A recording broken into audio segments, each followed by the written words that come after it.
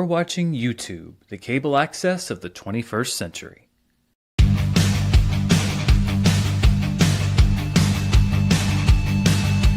It's Wednesday, it's 4 p.m. where I am, and it's time to talk about movies and answer your questions.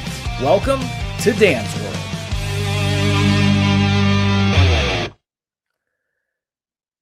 Hello there, everybody, and welcome to another edition of Dan's World. Can you see me? Can you hear me? Always the two questions right in the front of my mind, except for the weeks where I forget.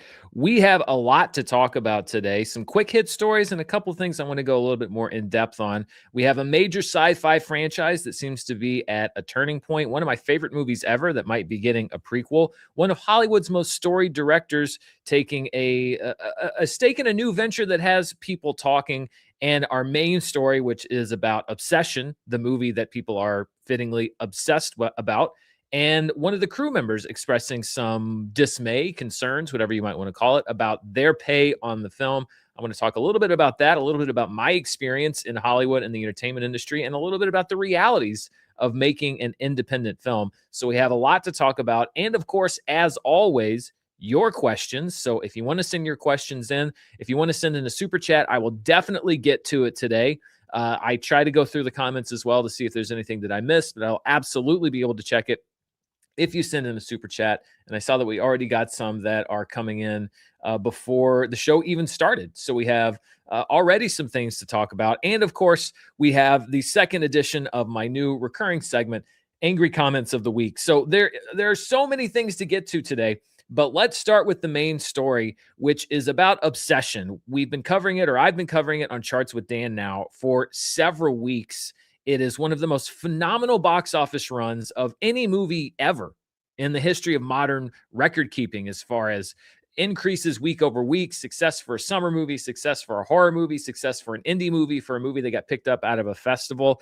It's really been nothing but amazing news for Obsession. But over the past few days, there have been, there was really one social media post from a crew member on Obsession, perhaps putting their experience with the movie in a new light. So let's talk about it. This comes from Sally Choi. Sally Choi was the art director on Obsession. The art director is basically the person that's in charge of the look of the actual physical sets in the movie, looking over the set dressing and what the furniture are, where the props are. It really is about the look of the film in the sense of the physical objects and the physical spaces for the actors to work in, and for the cinematographer and for the lighting designers to come in and do their work.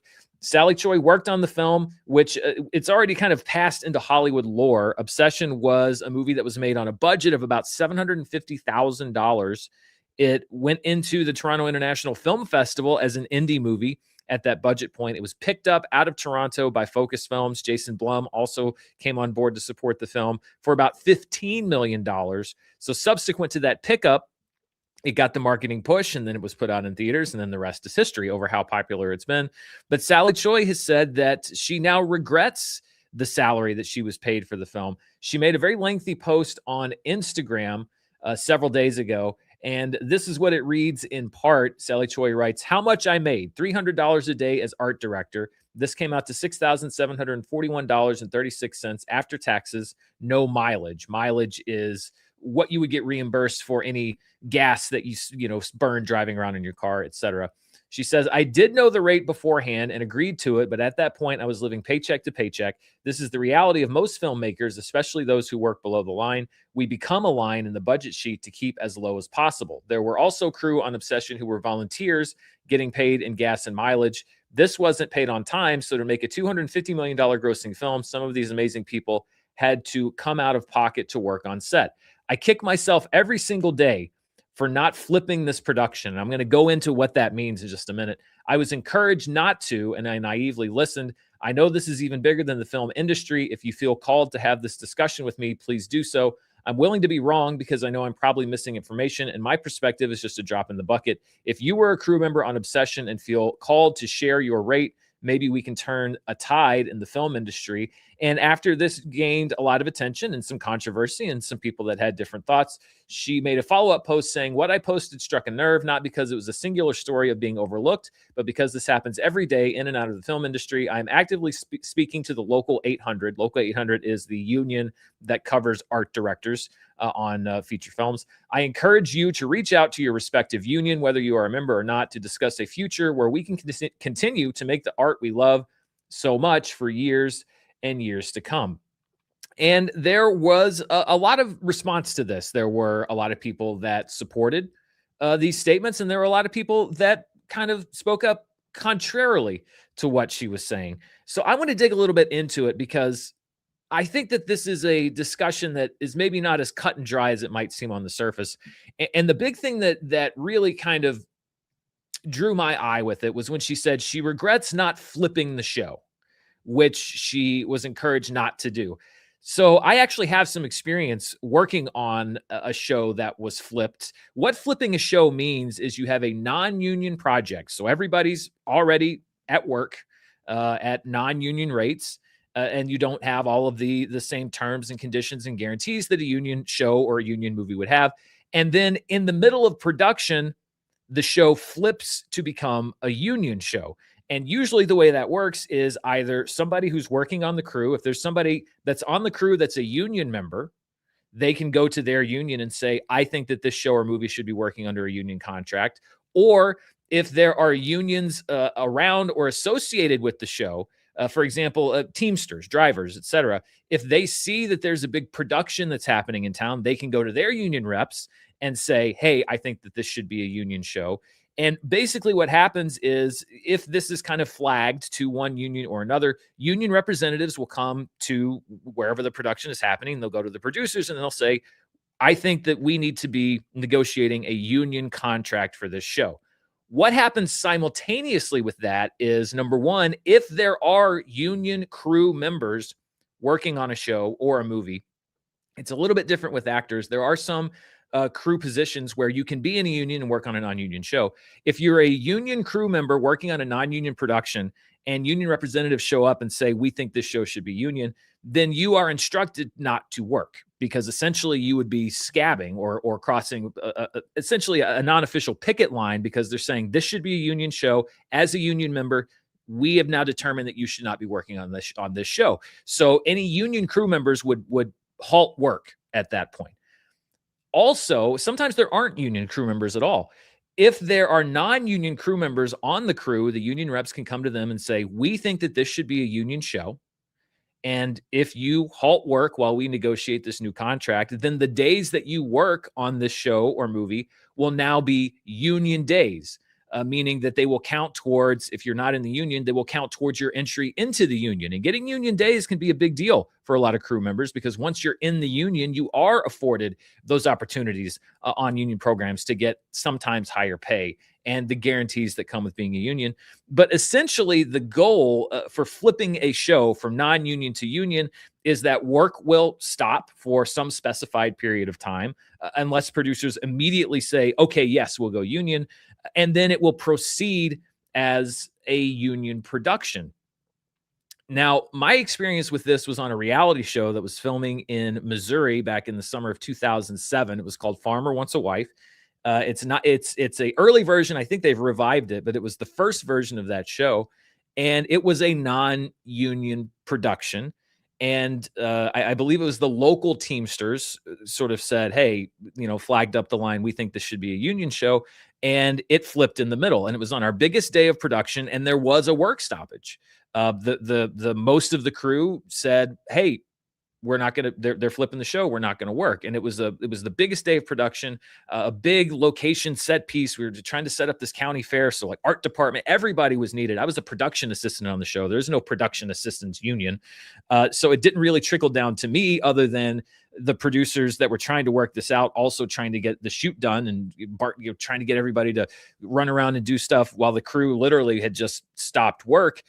But the difference, I think, between that show and a movie like Obsession is Farmer Wants a Wife was a low budget reality show, but the overall producer of that show was Fremantle, who at that time I think had American Idol on the air. They had a lot of very successful reality TV shows on the air. So the pockets behind this low budget reality show were very, very deep. And that's probably one of the reasons why it became a target for union reps to come in and say it should be union, because it was a sizable production. And it was a very well-known and well-established production company. The difference for me when you talk about flipping a show and Sally Choi saying, I wish that I had flipped this show and I naively didn't do it. The difference between the show that I worked on in this movie is that Obsession did not start out with the backing of a studio. Obsession was a $750,000 independent production. That is a low budget. I have seen no reports that anybody was making a high salary on this movie, as is the case with many independent films. Small budget indies, nobody is really making out salary wise like a bandit. Everybody is working very long hours for low pay because they believe in the project, because they think it's a good opportunity, because they're just starting out in the industry and they see an opportunity to work on a film and they say, okay, well, this is how you do it. You start with low budget and hopefully this leads to bigger and better work. So there were no deep pockets behind Obsession. If this non-union production had been flipped, the $750,000 budget film had been flipped, that would have led to, and this is not a thing of controversy, this is just a thing of fact. If a show flips from non-union to union, the budget for that project goes up substantially because then you're offering certain guarantees, certain minimums as a union production that you don't have to offer as a non-union production. But when there aren't deep pockets for the eventuality of a budget being raised, when you can't go to a studio or you can't go to a much larger entity and say, hey, listen, the show's flipping and our production budget just doubled, you run the very real risk that the movie just shuts down. The people that are financing it just say, we don't have that money, we can't cover that cost, so the movie just shuts down. And that could be the end of the film. That's the risk that you run if you're trying to flip a low budget indie like this. So that, to me, number one, is the difference that I find in flipping a movie or show that has a big studio or deep pockets behind it and trying to go in and flip an indie show. And I think that, I'll talk about what I think about it as far as should the crew be paid more now? That's not what Sally Choi is saying in her post. And I've seen some people saying that, like, well, the crew should be getting paid bonuses because the movie did well. I'm not saying that they shouldn't. I think it would be a great sign of appreciation and good faith if now that the movie has blown up into this worldwide phenomenon, the studio Focus and Universal went and said, okay, listen, you guys, you worked on this small micro budget indie and you got paid what people who work in indie film got paid, but it's done well. So now we're going to share some of that. I would be in favor of that. That's how Matt Damon and Ben Affleck are working. The model of their company, Artist Equity, is that the crew shares in the reward of a movie doing well. But those were not the terms that were in place when the movie was made. And this was literally lightning striking. I mean, this kind of story, when you look at charts, it doesn't happen very often. A $750,000 movie making $250+ million worldwide. There are a handful of times in movie history that something like this has happened. But if Sally Choi had gone online and said, hey, I think that Universal should cut us in for the profits of this movie because we weren't paid a whole lot and it's blown up, I would be agreed with that. But that's not what she's saying. What she's saying is, I really wasn't paid a lot for this movie, and I wish that I had flipped it to a union production so that I would have gotten paid more during production. And that, to me, is not necessarily a tenable statement. I don't think that you can judge the process and what you were paid in making a movie off of the result when the result was something that nobody could have predicted. If this was a case where Universal and Focus were behind the film from the very beginning, a multi-billion-dollar corporation, and they said, we're only going to give this filmmaker $750,000 to make this movie because we want to really shortchange everybody and pay as little as possible so that we can maximize profit, that would be one thing. But Universal and Focus were not behind this movie at the time of production. There was nothing differentiating Obsession as a low-budget indie film from any number of low-budget indie films that are made every single year. There's no huge corporation behind it, and it's only because it got picked up out of Toronto and struck a chord with the audience that it's done as well as it has. And so I think the ask here is a little out of line with the reality, because the ask isn't, I want a bonus, it's, I should have been paid more to begin with. And I don't think that that is necessarily in line with the realities of working on an independent film. And for Sally Choi, I think that this could actually have some very negative side effects, because I had a roommate in Los Angeles, 20 plus years ago, not 20 plus years ago, but 20-ish years ago now, who worked in our department. And he hustled his ass off for years working on low budget films, working on commercials. And he would have killed for this to happen, for him to work on a movie that was just like any number of other projects he'd worked on that blew up like this, because now that's on his resume and people see it. They go, oh, you worked on Obsession? That's an incredible story. I saw that movie. I can't believe it. And by the way, your work was very good. And I think that Sally Choi's work in the film was good. He would have killed for a movie like that. Sally Choi, first of all, looking at her credits, this was her second feature film credit. So as an art director, first of all, just generally as an art director working in indie film, to get a film that you make with $6,700 a year for a month's work, that again, in the world of indie film, that's not bad in and of itself. Is it a lot of money? No. But when you are at the beginning of your career and you're working on an indie movie and you get a month's worth of work, you get $6,700, you're not going to go live rich off of that, but it's a nice payday and you go on to the next project. People that do gig work would probably look at that and say, okay, that's not bad. That's a pretty good gig. But to have that be your second feature credit, and that early in your career, you can put that on your resume and people know the movie and they've seen the movie and they can say, oh, you were the art director on that movie. I think that could substantially enhance your chances of getting a job. But if you are a non-union producer now and Sally Choi says, I want to be the art director for your movie, again, if you're an indie movie or a non-budget union production, I suspect that they are not going to want to go anywhere near her, because she's now publicly said, I regret not flipping the last non-union show I was on into a union show, and I wish that I had. If I'm working a non-union production, I say, I don't have the budget to do that. I don't have the money to do this on union terms and with a union contract. So I'm not going to hire her because she's going to work on flipping the show, and I can't take that chance. So I think that she's hurt her career prospects in that way. And I want to be very clear about something. I am pro-union. If you watch my coverage during the strikes and everything else, I think that unions are necessary in the sense of protecting workers and giving them minimum guarantees for working conditions and hours and such, from exploitation by people that are running things that have massive amounts of resources and don't want to give those resources to the people that actually work to make what they produce. I think that unions are essential in that regard.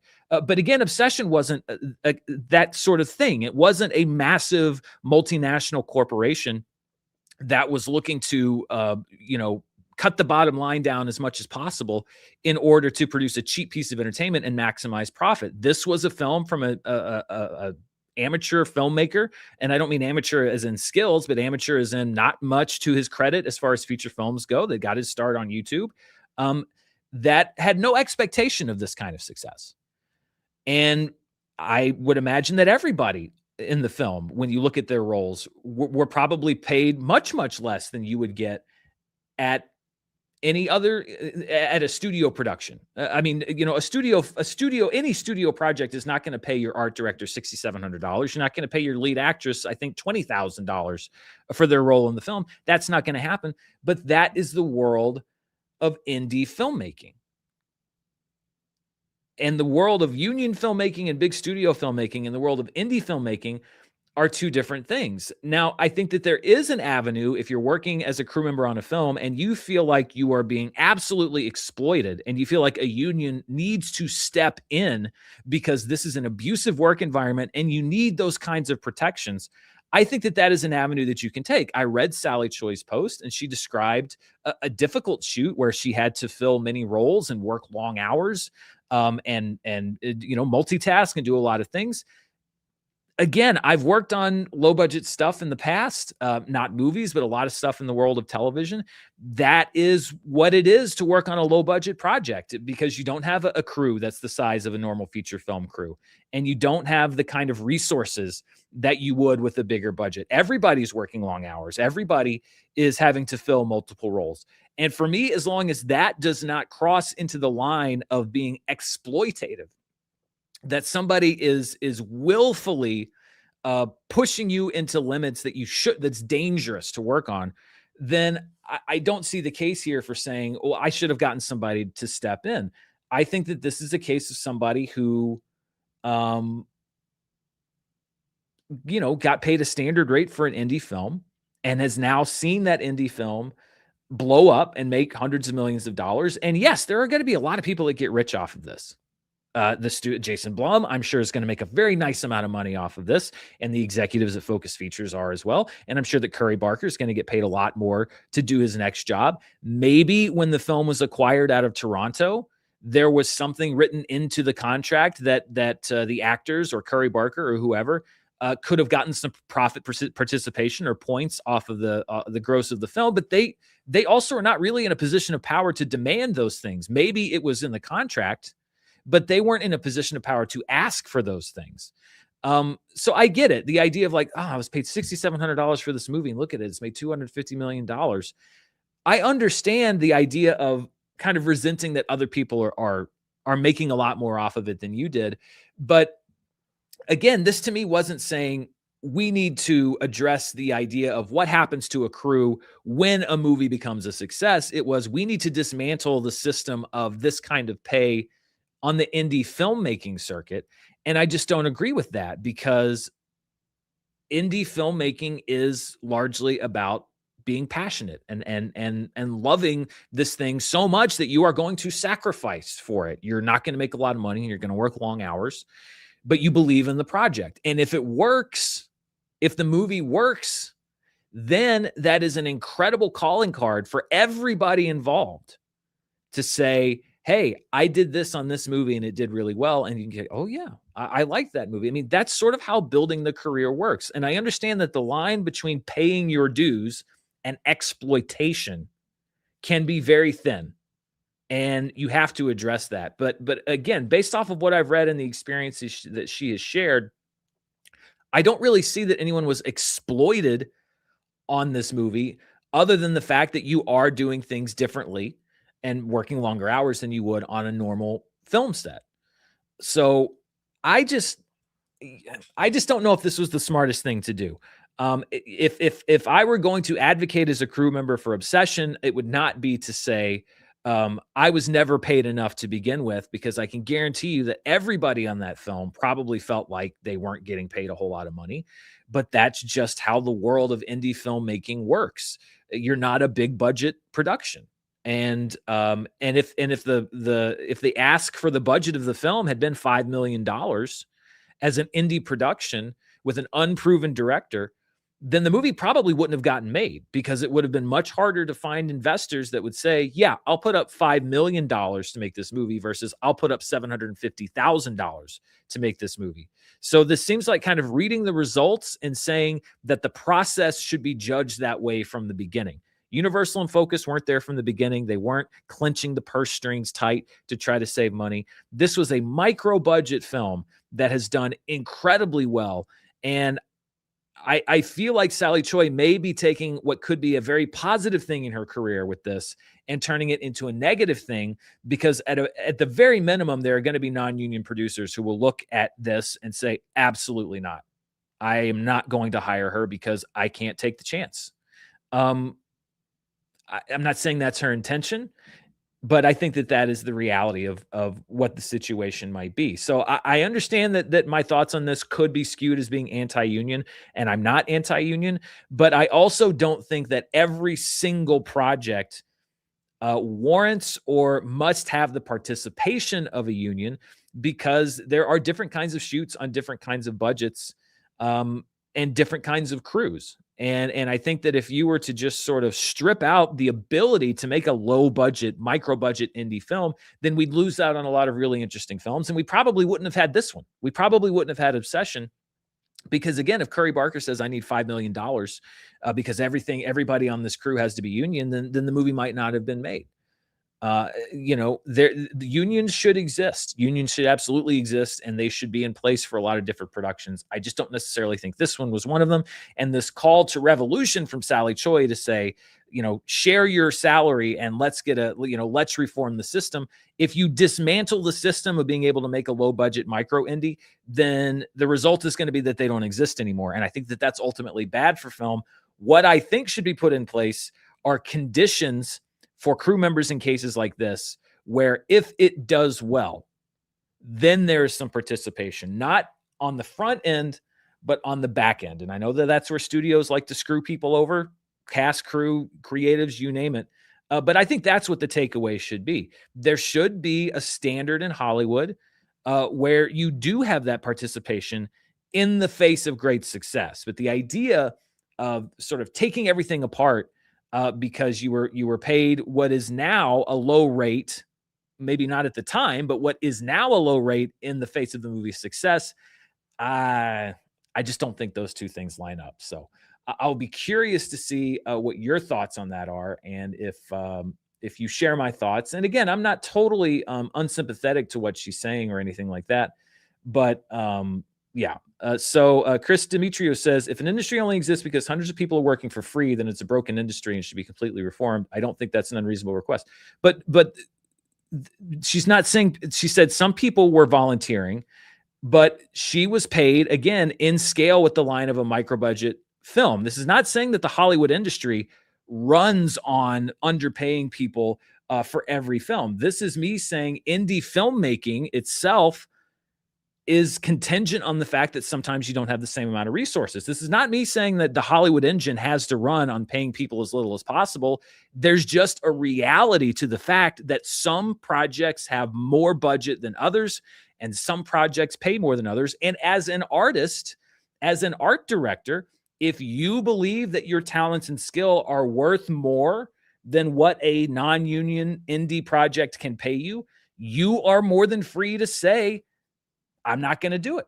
I'm not going to take the job. I think the pay's too low. She said she was working paycheck to paycheck. She needed a job at the time. She took the job. She took the pay.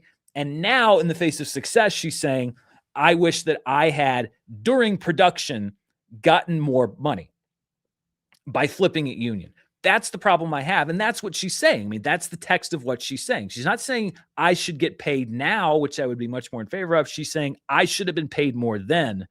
And that's what I disagree with. So, yeah. Philip Drake Live says, I was paid $1,000 to act and compose for a $20K indie movie years ago. It's part of indie filmmaking. I agree. I think so too. KChat 107 017 says, indie filmmaking is a gamble for the Obsession team. It was a gamble that paid off big time. Love it for the team, but that's the game. Hopefully they get compensated some other way. And yeah, and I would agree that I think they should get compensated for the work that they did, but basically out of the profits that have come in later.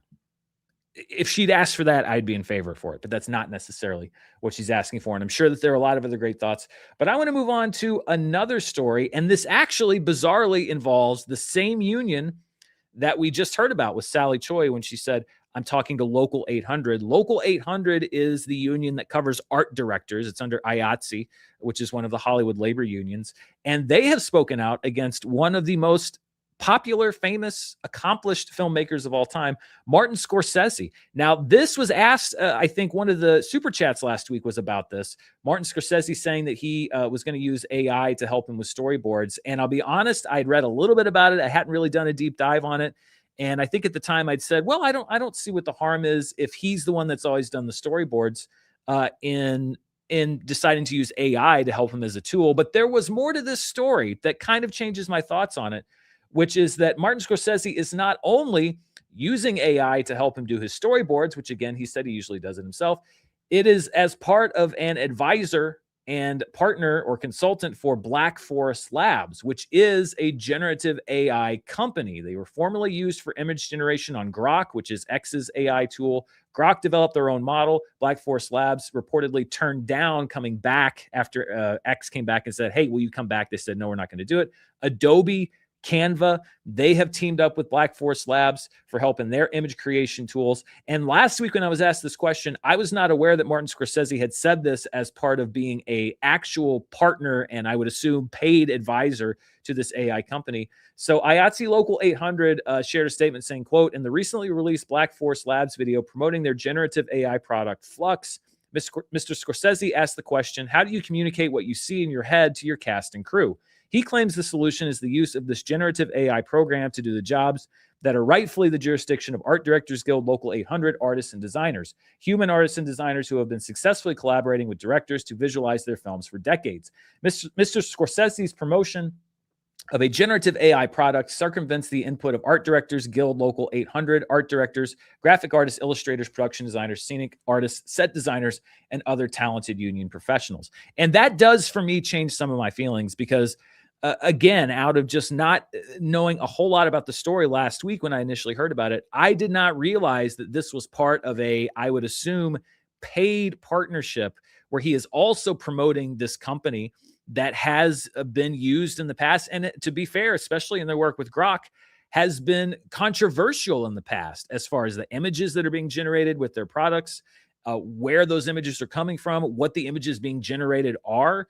That changes it a little bit for me because it changes the context of the whole thing from Martin Scorsese did his own storyboards and now he's saying he's using AI to make it easier. That's one thing. Martin Scorsese is partnering with a company that could, separate from his involvement, hurt the work of graphic artists and set designers, scenic designers, etc. if it's used irresponsibly. That to me is a whole different kettle of fish, as they say. And it kind of muddies my feelings on this topic. I said last week that I have no problem with Martin Scorsese using it as a tool if it's not affecting anybody's job or position. If he was the one that always did storyboards and now he is doing storyboards with AI as a tool, that's one thing. But this is a company that has the capability of causing actual damage if it's used irresponsibly by studios and by people who are in charge of hiring artists. It's a not even a tacit endorsement, it's an endorsement of that company. That to me does change the math a little bit. So as far as I'm concerned, regarding what Martin Scorsese decides to do on his own time with storyboards and stuff like that, I still don't really have a problem with it. But I do have a problem, and I think that there are a lot more questions that need to be asked if you are officially partnering with a company whose activities could infringe and damage the careers of people if those shortcuts that I talk about weren't made necessarily with obsession, are being made by major studios who are saying, we're going to use AI to cut graphic artists and designers out of the process entirely to save on the bottom line. That's where union protections are needed, and that's one of the major reasons we saw major strikes in the Writers Guild and the Actors Guild a few years ago. That's where I think unions are able to serve their members most effectively. So yeah, that little extra bit of information, the fact that this is an official partnership from Martin Scorsese and an AI company, that does change my thoughts on it a little bit. I'm kind of surprised, honestly, but I don't know. He's in his 80s. I guess he's like, whatever. I'll take the money. All right. Some quick hits here. First of all, Doctor Who. This was announced earlier today. There was a Christmas special that had been announced for Doctor Who coming up later this year. The last season, it kind of ended on a big cliffhanger with a returning character from previous Doctor Who series. But it's announced that the Christmas special is not going forward this year, and that actually Doctor Who is going to be put out to tender by the BBC. I had to look that out, had to look up exactly what that means. Essentially, it means that they are severing ties with Bad Wolf, the current production company, and Russell T Davies, who have been working on the show since 2023, which basically covers David Tennant's brief return, and then Ncuti Gatwa's 2-season 10 Years the Doctor, which was 18 episodes long. They're basically saying we moved on from Russell Davies and Bad Wolf, and we don't actually know what's next. They're basically the BBC is taking Doctor Who back out to market to say we're looking for a new studio, and we are looking for a new lead creative. Essentially a reset. And that's nothing new to Doctor Who. It happened about 20 years ago. The open-ended nature of this obviously has a lot of people concerned because we're canceling a special that was already in place. I think it's the first time in around 20 years that there will be absolutely no Doctor Who happening in a calendar year. And nobody really knows what's next. Could there be a layoff? Could they just say, hey, we're going to take 5 years? and wait to find a creative partner then? Are they actively searching for somebody? There is a lot more uncertainty around Doctor Who than there has been for a very long time. I've said before we did a Doctor Who trailer for when I was at Screen Junkies, and I was tasked with classic Doctor Who, which is really all I've seen. I haven't seen any of the more recent stuff. I did try to kind of get into it a little bit around that time. It was a tough ask for me. I was never really able to get into it. So anything I've heard about the more recent series of the show has really just kind of been secondhand reaction. I know that a whole lot of things got mixed up with Doctor Who, as have gotten mixed up with everything. It seems like nowadays. But I've heard that fan reaction to the latest seasons wasn't particularly great. Ncuti Gatwa, I heard, was generally considered to be a good doctor, but the shows themselves, the writing, etc., I heard was a much more mixed bag. But this is the first time in a long time that Doctor Who fans really have kind of no idea what's next, and it looks like there's some active searching for what the next chapter is going to be. They had a partnership with Disney Plus that has now lapsed, so a lot of uncertainty. Where's the TARDIS heading next?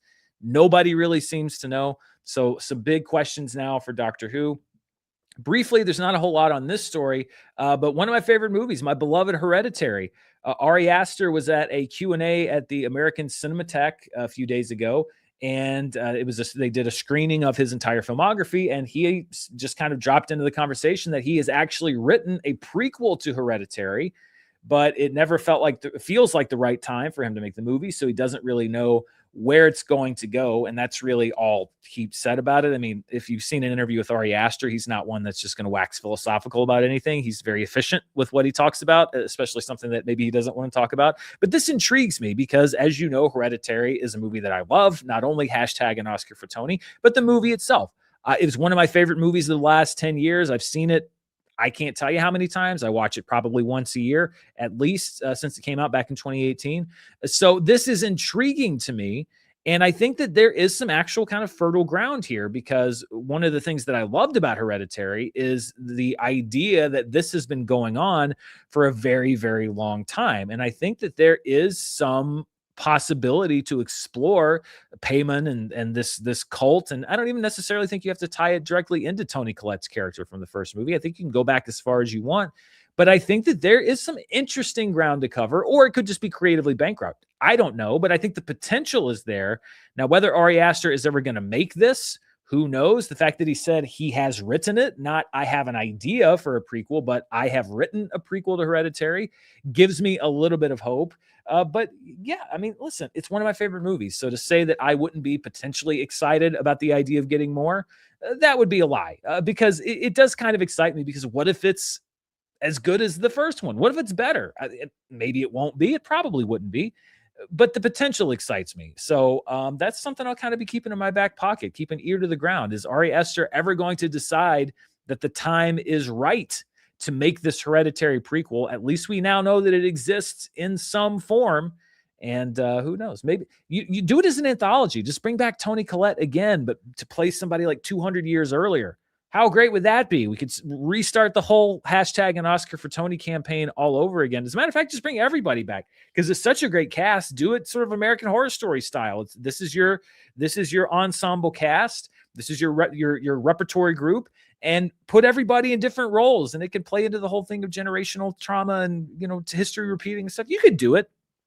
I don't know. That'd be fun for me. So yeah, Hereditary prequel, probably never, maybe someday. We'll have to see. All right. Before we get to your questions, I'm going to go back into a segment that I started last week called Angry Comments of the Week. And I had a lot of people that, and I understand, shared some concerns that this was me kind of expressing some kind of unhealthy psychological thing. I can promise you, if there was any one of these comments that genuinely bothered or disturbed me, I wouldn't put them on the air. A lot of them you don't even see because they get hung up here, somewhere in the filter somewhere. And if I genuinely believe it's over the line or something, then nobody ever sees them. But these are comments that I think are funny for one reason or another.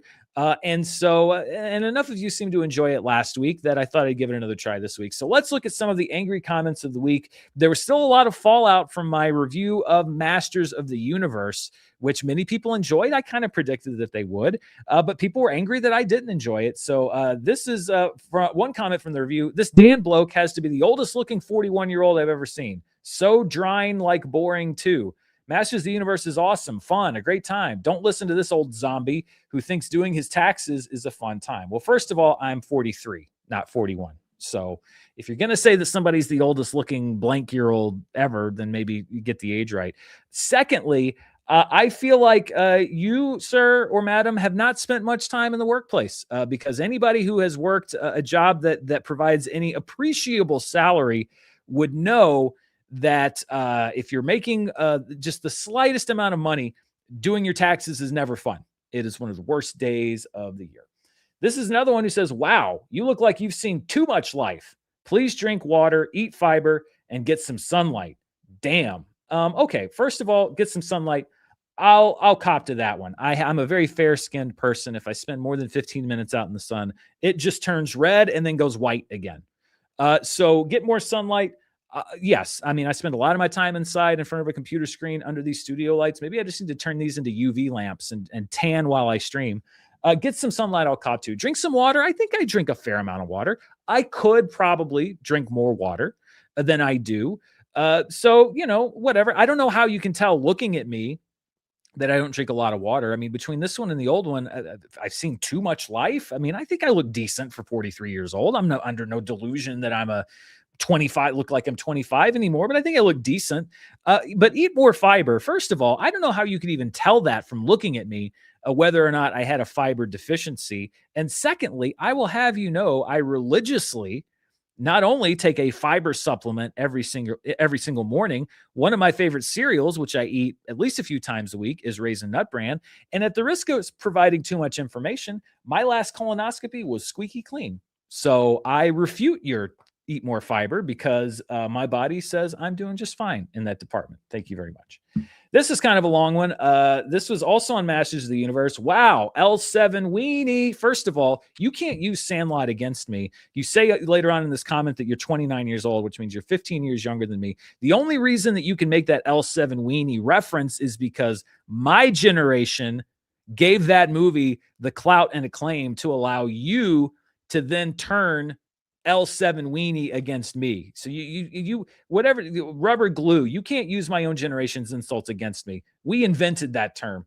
Sorry you weren't loved enough as a child. Again, that seems a bit extreme. Apparently you don't possess enough joy to laugh when things are funny, or maybe you just think you're better than the rest of us.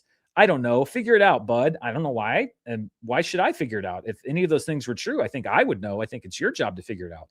One, just because a movie makes jokes constantly doesn't make it bad. I would agree with that. Two, if you think a movie's style overstayed its welcome a decade ago, chances are it's been long enough for audiences to enjoy that style of movie again.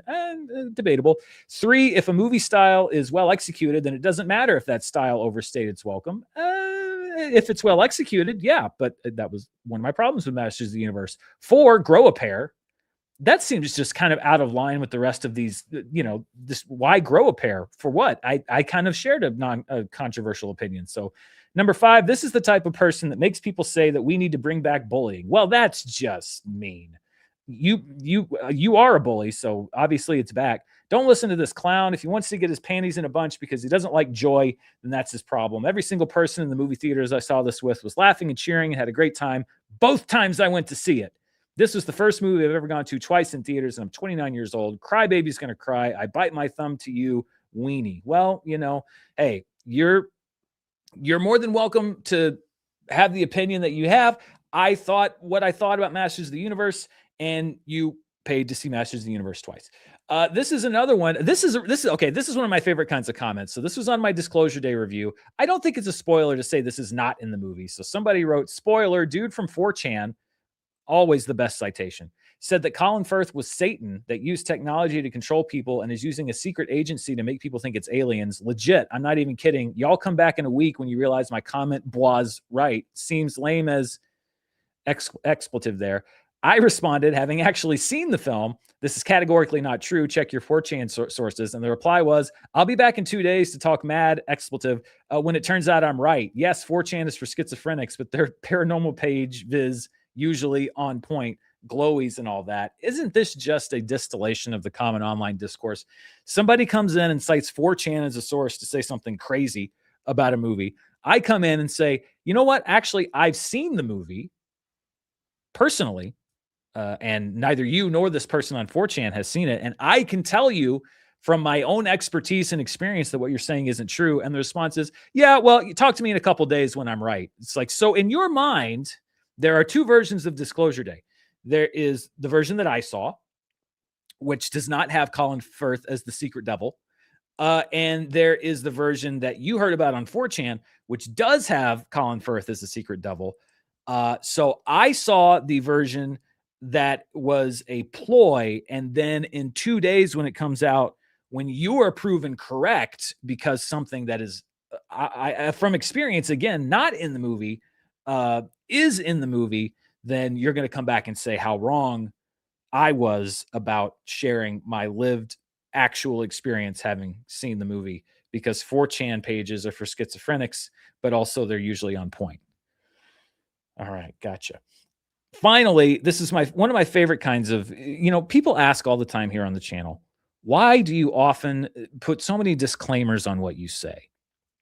Why do you try to put these tags? Well, I'm not saying this or I'm not saying that, but why do you qualify so much? And this is a good example of why. So in my review of Disclosure Day, I said this was the fourth film in which Steven Spielberg has taken on aliens. Now, I did actually put a disclaimer in the review. I said, I'm not counting the interdimensional beings from Kingdom of the Crystal Skull, because George Lucas says they're not aliens, whatever. So I'm not counting those. Now, when I was writing that script in my head, I said, or I thought, you should probably also mention AI, because I remember when I saw it 25 years ago, I thought at the end they were aliens. But that year, it was clarified by Steven Spielberg and many other people that they weren't aliens. They were advanced mechs, advanced robots. They looked like aliens, but they were advanced mechs. So in my head, I said, oh, Dan, you should also mention that the mechs at the end of AI weren't aliens. But then in my head, I also said, that information's been out there for 25 years. You're not going to get corrected on that, because that's what we thought when we saw it back in 2001. Surely nobody will correct you on, well, yeah, there you go. This isn't even all of them. Yeah. Sorry to correct you. There's aliens. There was aliens in artificial intelligence. AI. There were aliens in AI. There's aliens in this AI film. No, there weren't. They weren't aliens. And this information has been known for 25 years. And it's just proof to me. I know it drives some people crazy, but whenever I think that a qualifier should be made, every time I've ignored that instinct and said, nah, they won't know. No, it was the wrong move, because people do say that. Some people even reference the Honest Trailer, which said that for AI, which came out this past Tuesday, and I'm still a loyal viewer of Honest Trailers. And at the end, when they say at the end, they say they're aliens or advanced robots or whatever. And I'll just say, with respect to Spencer J. Gilbert, if I were still there, that would not have flown, because they are definitively not aliens. It's been said on the record that they're not aliens.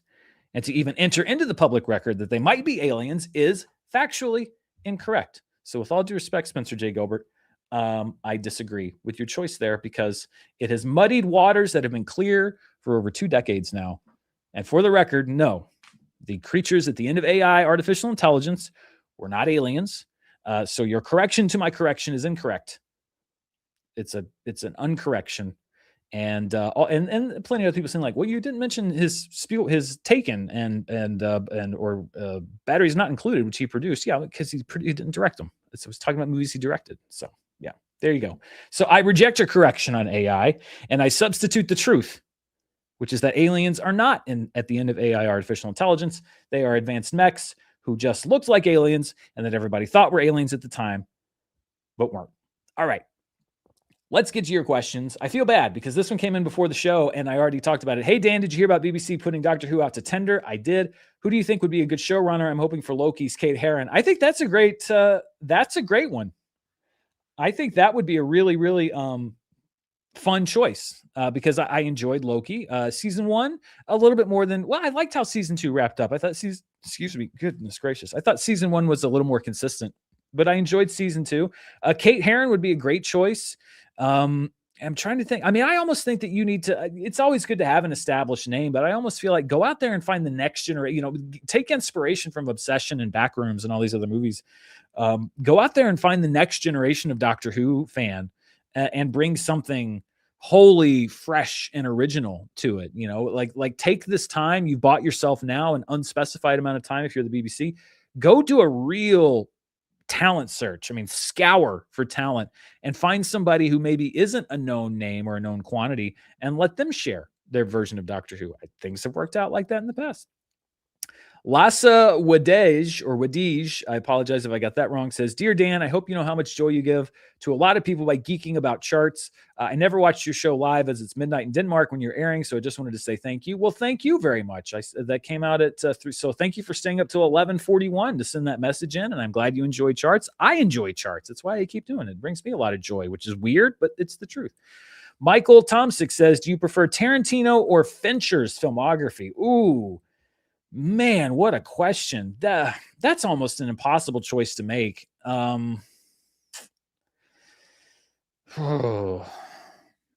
mean, golly, I'd say maybe on like a hitting percentage basis, like a film by film basis, maybe Tarantino is a little bit more consistent for me than Fincher, but their movies are so different. So I mean, if you forced me to choose, I might have to say Tarantino because he's made fewer films and I'd liked by percentage more of them, more than I've liked. David Fincher's made some films that I like better than some of Quentin Tarantino's films, but he's also made a lot of movies that I like less than. So if you force me to choose, I'd probably say Tarantino, but they're both essential current filmmakers here in America and around the world.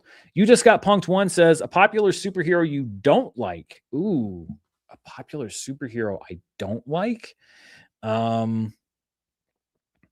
mean, pre-comics pre-MCU, I've never really been able to get into cosmic stuff. So like Thor was never really my bag. I never really got into any Thor comics or Thor stories or really ever loved that character a lot. And some people might say he's kind of a second-rate character before the movies again. I know that he was an Avenger and everything, so maybe that's cheating. But really any of the space-based ones like Green Lantern and Thor, they were just never really my cup of tea. I like the more grounded stuff and the stuff that takes place on Earth and the heroes that are a little bit more relatable to the degree that a superhero can be. So yeah, I would say like the cosmic side of superheroes was never really my cup of tea, which does kind of, constitute some popular heroes. Ensure01 says, with more streaming exclusive movies getting physical releases, Hamilton being the most recent, what would you like to own on disc? I'd go for the Knives Out sequels. Yeah, I mean, I'm not clamoring necessarily to have Glass Onion in my collection, but I would definitely love to have Wake Up Dead Man on my shelf because I really, really like that movie. I saw that I almost put this in the show. I saw K-pop Demon Hunters is getting a Criterion release, which I think is really great. It's good to see that movie out on physical media, and I think it's going to sell a lot of copies. So that's good. I'm trying to think of a streaming exclusive movie that I'm just like, oh man, I wish I had that on physical media, because there are many. Like The Irishman has a Criterion disc that I own. There's some streaming shows that I have on disc as well. I don't know if there's one that I'm like, oh man, I wish I had that. Well, yeah, nothing really jumps to mind. You suggesting the Knives Out sequels like that, or I don't know if there are plans to release Frankenstein, Guillermo del Toro's Frankenstein on physical media, but that's one I'd like to have like in 4K, no compression or anything to worry about. That's one that I also think I would really enjoy having. Blue Brick 54 says, hey, Dan, read online that Minions and Monsters will have a 15-minute sequence entirely in Minionese. You know what they say, great art can be challenging. Honestly, aren't they all? In my head, all of the movies are completely in Minionese, which I know is not factually accurate, but those are the parts that get seared into my brain. So that's sort of what I was expecting anyway. Because I don't honestly remember anyone ever saying a word in a Minions movie. I know they have, and I know that they do, but I just mean all I hear is the gibbering of those hellish creatures in my brain. So nothing really different for me. Turnips just sent in a 99-cent super chat. Thank you very much. I appreciate that. The Tyler take says, saw Obsession for the first time today. Theater was packed. Surprisingly, there were a group of senior citizens to my right, surrounded by a bunch of teens. It was really cool to see.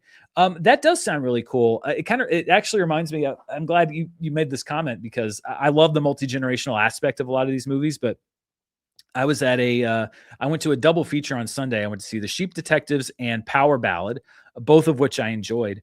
Power Ballad especially. And there was a group of like 3 or 4 teenage boys ahead of me at the ticket kiosk, and I'm guessing they were either going to go see Backrooms or Obsession.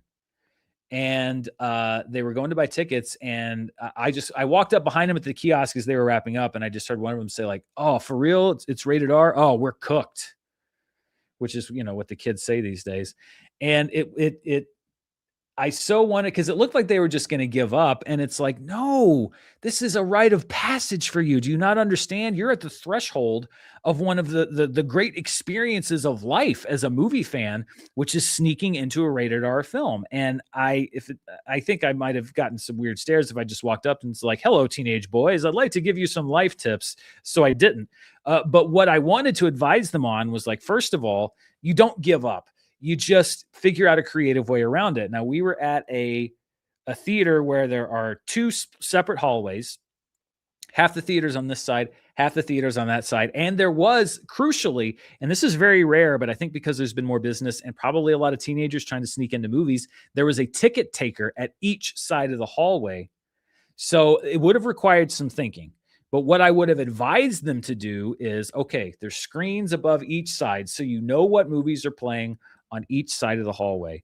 What you need to do is pick one of those movies, something that's on the same side as the movie that you want to see, that you can get tickets to. Buy a ticket for that movie. Now, what you're going to be tempted to do is to go down the hallway and walk right into the theater of Backrooms or Obsession or whatever R-rated movie you are planning to go watch. That would be a mistake, because what if they're keeping an eye on you? What if they're keeping tabs? You don't walk right into the wrong theater. That is a rookie mistake. You're just asking to get kicked out. What you do is you go into the theater for the movie that you have bought tickets for, that you are giving your money to, and you wait a few minutes. Now, what you do while you're waiting is you pull up the Fandango app, and really you should do this before you sneak in to get a plan.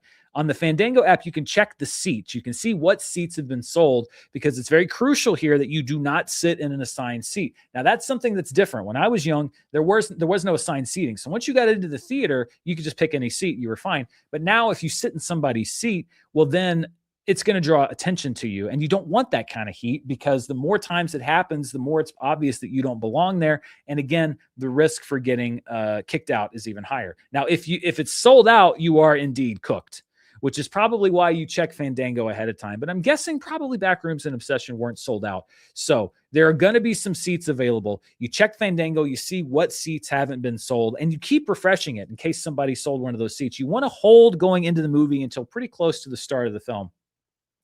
You're in the theater for the movie that you want to see. You don't even necessarily have to sit down. One at a time, you walk out to go to the bathroom. You go into the bathroom, you stay for a couple minutes, use the bathroom if you need to, walk out of the bathroom, then go into the theater of the movie that you want to go see, having hopefully checked the seats to know which seat you can sit in. Repeat. A couple minutes later, another one of you walks out, you go to the bathroom, you go into the theater. Now, I'm not saying the odds are zero that you're going to get busted. It's possible that you're going to get busted, but there is always the possibility you're going to get busted. That's what makes it fun and risky. I didn't get into every single R-rated movie that I tried to sneak into when I was, 14, 15 years old. Sometimes you get busted. That's part of the game, but you got to play the game. These are lifelong memories that you're going to make here.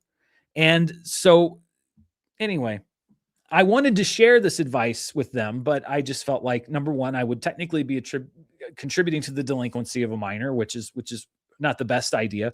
And sometimes you just got to let these kids figure it out for themselves. I think they did figure out a way, though, because when I was coming out of the movie, I was walking through the lobby and I saw that same group of kids talking to one of their parents, I think on the speakerphone. And I just heard the kids say, "Well, I know, Mom, that's why we didn't tell you. It wasn't that bad." So this was not only a movie sneak in, this was a non-parentally notified movie sneak in, but you never tell the parents afterwards.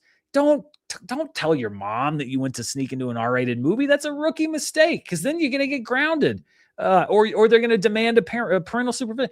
Ferris Bueller, really, we need a Ferris Bueller for this generation. I'm too old to do it, but these are rites of passage that you have to learn. So if you are, I don't have any viewers that age. I look at my demographics, but if you know somebody who needs tips for sneaking into an R-rated movie, that's one of them. But but buy a ticket for something. Don't do this thing where you don't buy a ticket for anything and then sneak in, or else you lose my approval and I will report you myself.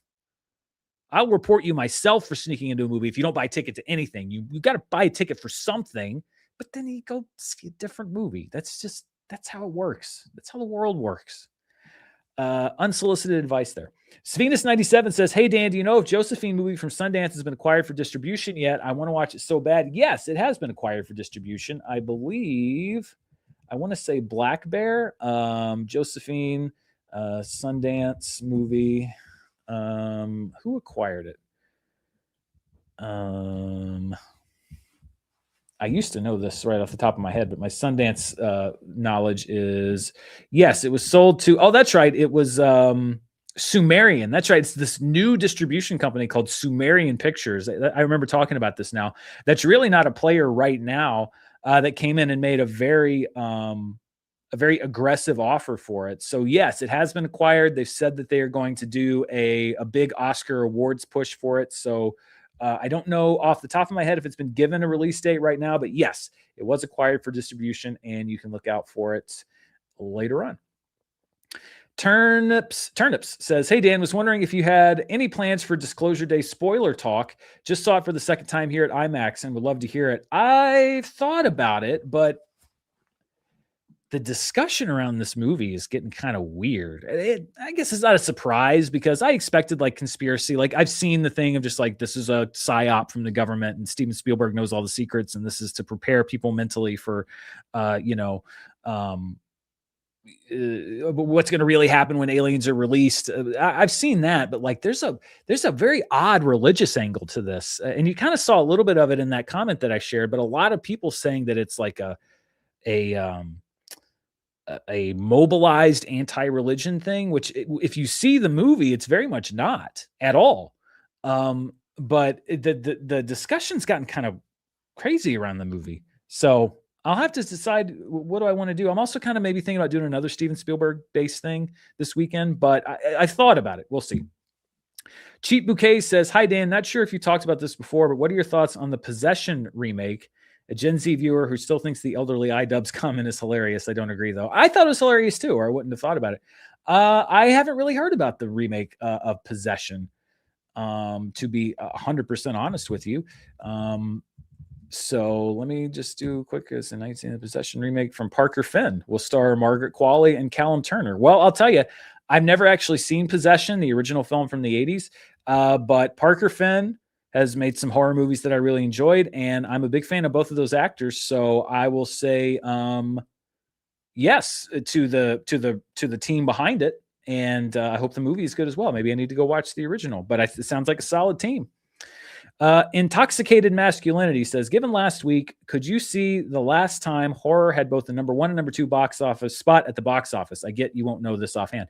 I don't know it offhand, but I will make a note. Maybe I will share that on charts or something, because you're right. I don't know it off the top of my head offhand.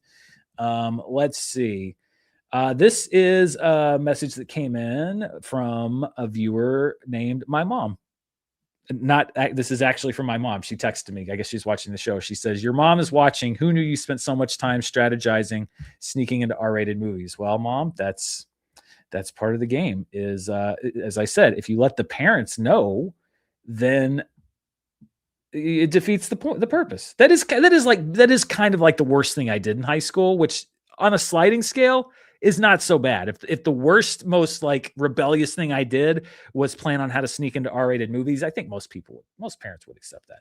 Falling with Style 1995 says, have you seen the Scorsese AI ad? We hoped he wasn't using AI in a way that would take away jobs, but now the Art Directors Guild labeled it as a betrayal. I talked about that. And again, at first I thought maybe they were kind of overreacting, but once I saw that this was part of an official partnership, I can see their point a lot more. Again, it's not just using AI; it's an endorsement of a company who could then potentially be using it in very destructive ways. Peyton Frank 6047 says, "Thank you for bringing back the profitability chart. I use it when I argue with what box office returns really mean. I did bring back profitability on the show on Charts with Dan this week.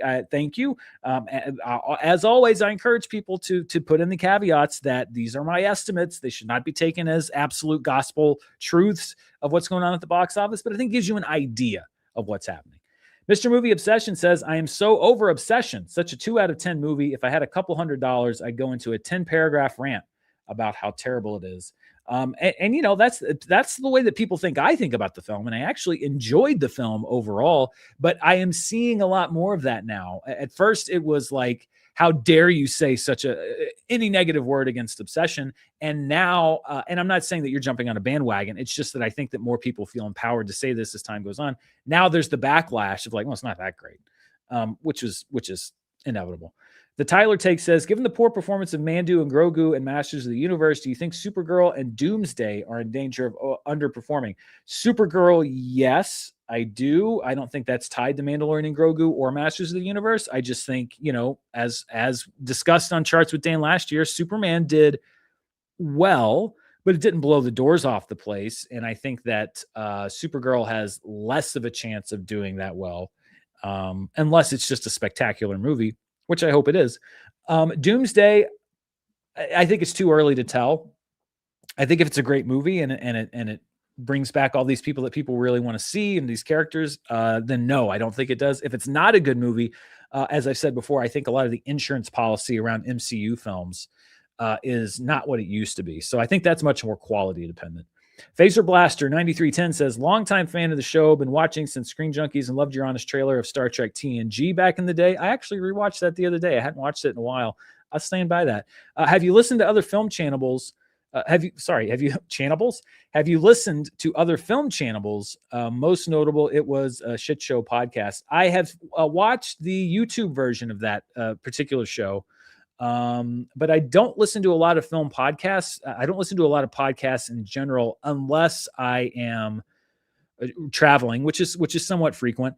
What Went Wrong is the podcast I've been on once or twice, and I really enjoy listening if it's a movie that I'm interested in. But I don't listen to a lot of movie podcasts, mainly because if I'm not doing movie stuff, like the last thing I want to do is watch more movie stuff. Comtar says, "Did you hear about the Star Trek Survivor horror game called Shadow Frontier? You play as Ensign Rowe. Game is made by Silent Hill 2 remake devs." No, I haven't heard about that, but that sounds incredible. I'm going to look that up, and maybe that'll be the next game I review here on the channel. I did 007 First Light, and maybe that'll be the second one, because that sounds great. There have been some good, scary Star Trek episodes. There aren't many, not the Dr. Crusher ghost one with the lamp. That's not one of them, but there have been a few. Film Sharp 42 says, "Are there any highly regarded directors that are not normally your cup of tea? Scorsese and Nolan are mine, although I dug King of Comedy and Interstellar." Yeah, David Lynch is one of them. David Lynch is one of those where I recognize the Titanic artistry behind it, and the brilliance of his vision, and the bravery of executing that vision just so unapologetically. But I will say that a lot of his movies, particularly the ones that are a little bit more surreal, aren't necessarily my cup of tea. So I acknowledge his greatness, but also that it's maybe not necessarily what I respond to the most. And then there are a lot of, especially international directors, Fellini being one of them, where it's sort of the same thing. I recognize the clarity of vision and the boldness of it, but it's maybe not necessarily on my particular wavelength. Rochester Producers 8847 says, "Would love to hear more of your thoughts on the Sheep Detectives and Send Help." Sure. So Sheep Detectives I saw on Sunday. I think I said Sunday. And I liked it. I thought it was cute. It was actually a pretty good mystery. Nicholas Braun, I did not expect to work that well playing British, because he's not, right? If he is, I'm going to be really surprised. I don't think he is. But I thought that he was actually a really good kind of romantic rom-com type lead, which I did not expect. Like, I didn't see that in his repertoire, and I thought that he was actually really funny, and he was in more of the movie than I anticipated. So him playing British and in that kind of role, I thought was really good. And then the voice cast was great. It was a sweet little story and a pretty good mystery. So I enjoyed it. And where I went to see was about the theater was about half full, which is unusual on a Sunday for most movies that aren't, right out of the gate. So there were a lot of people. There was a group of older ladies who were, I don't know, probably 8 or 9 deep, that really loved it, and then a group of kids that were in the back row that seemed a little less patient with it. But yeah, and Send Help I liked too. So I watched Send Help on Hulu. Send Help came out when I was at Sundance, and it would have been a 30-minute trip just to get to a theater to see it. And I was packed with seeing movies, so I didn't see it when it was in theaters. So I watched Send Help on Hulu because I'm trying to catch up on stuff before the end of the month, so I can do my best of the movies so far list. And I liked it. I did not see the direction that it went. It sort of goes in one direction, and then it jukes you, and it kind of takes you in a different one that I actually kind of liked, and added a little bit more nuance and interest into it. And Rachel McAdams, geez Louise, how good was she in that movie? So yeah, I liked both of those movies a lot. Tyler Anderson 6641 says, "Hey Dan, have you ever considered ranking a director's filmography before a new release? I'm thinking Nolan, Fincher, and Villeneuve, who all have movies this year. I have thought about that. And I will say I may have even given further thought into ranking director's filmography right after a new release, perhaps to include that new release in the ranking. Keep that in mind. But yes, I have. It's just tough. With the bigger the filmography gets, the more work has to go into watching everything. Geek Factor says, "Hi Dan, finally watched Obsession, loved it, and then I went through your comments. Man, that was wild. Yes, I disagree with you on your take on the character resolution, but to use it to say, hey, you're wrong and you didn't get it is just wild to me, particularly when the success story behind the film is what's really worth celebrating. Also, do you have a favorite Polish movie? I can't think of one off the top of my head, but I appreciate your thoughts on Succession and maybe Obsession. I'm thinking Nicholas Braun, Obsession, and I'll look up some Polish films, see what I like." Hawker Walks 5219 says, "Hey Dan, do you have a favorite 30 for 30 documentary?" Ooh, I've seen so many. It's been a while since I've seen a new one. And I'm trying to think of the ones that I saw way back when, that because 30 for 30 is such a great documentary series. They've made so many great ones. There was one about oh man. Well, the one they did on I think the earthquake in San Francisco was great in 88 or 89. And I think there was one I want to say about the day of the OJ Simpson chase, but like there were like 3 or 4 other big sports things that were happening that day. I could be mixing these two things up, but I seem to recall one about just that day and the craziness of that day. Those are the ones that spring to mind, but there have been so many. And the ones that I really love are the ones that you don't really know the story and you look at it and you're like, wow, that was amazing. Peyton Frank 6047 says, "Films you don't rate on YouTube, can you rate on Letterboxd?" Maybe, but anytime I rate something, it then just becomes a comparative game. Like, you gave this movie 3.5, you gave this movie 3, but you gave this movie 4. What's going on? Explain yourself. And it's like, I had to be dragged kicking and screaming into rating on YouTube at all. And I've done some rating on Letterboxd, but it always inevitably is just like, so you gave this movie 4 stars, but you gave Superman 2.5. I'm like, yeah. What do you want? Yeah. What do you want from me? So I hate those conversations, because it's to talk about 2 movies comparatively like that based solely on rating. It's like, but it's 2 completely different movies and different genres. They're trying to do different things. And I just like, it's just, to me, it's a useless conversation. And I hate that somebody's going in and tallying up things and being like, well, you gave this one this many beans, but you gave that one 2 more beans.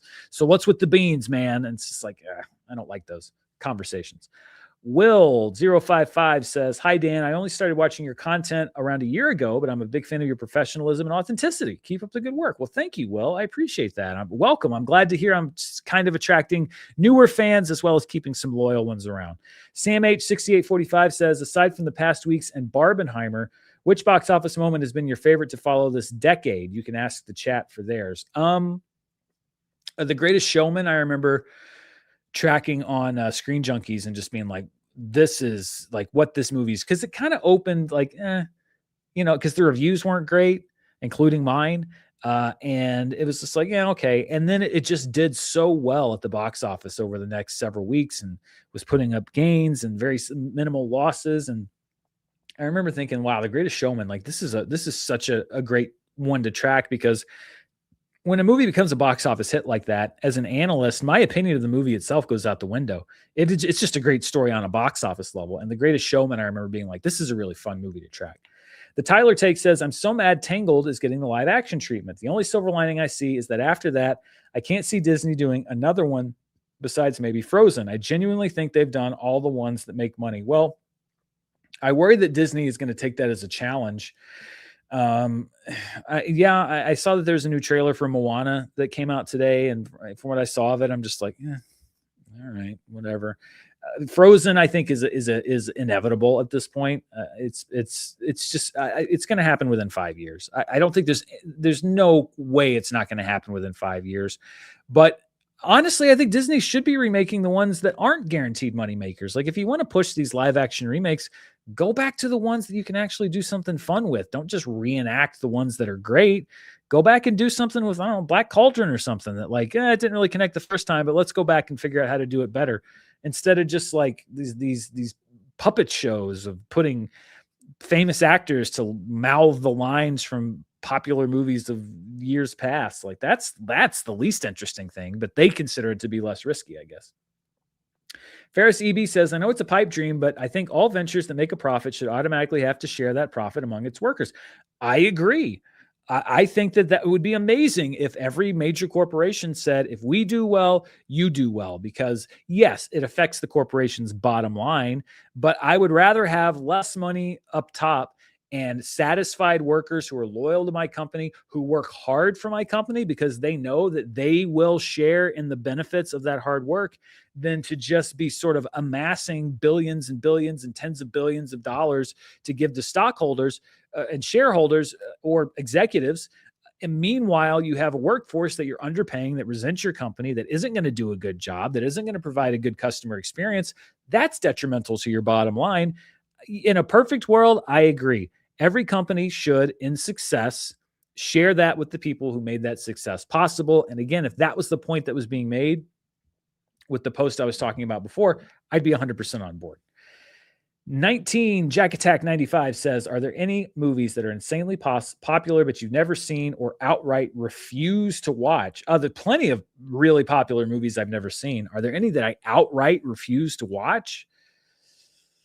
I can't think of one that I'm just like, it's not a case of like, oh, I haven't seen it yet, but one that's just like, no, I will not see that movie. I can't think of one.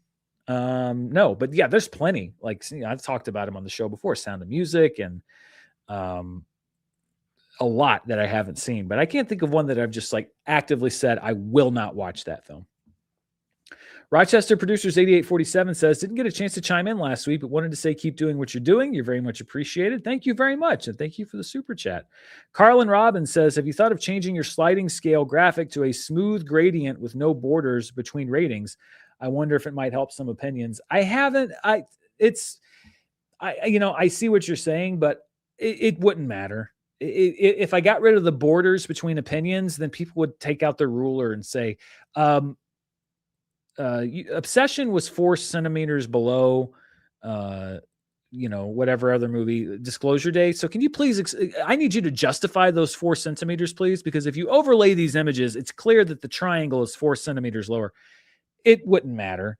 And I think that there are some distinctions. Like, I think for me, I don't want to make it into a completely wishy-washy thing. There is a point at which I have to make a hard distinction, for example, between a movie that I think is fine or one that I'm not a fan of, or a hard distinction between a movie that I'm going to say is good or one that I say, absolutely, you have to see it now. So I think it's useful for me to sort of be in a position to make those distinctions. And I think that any alleviating effect for being asked to explain them wouldn't be solved by eliminating the borders. It would just become something else.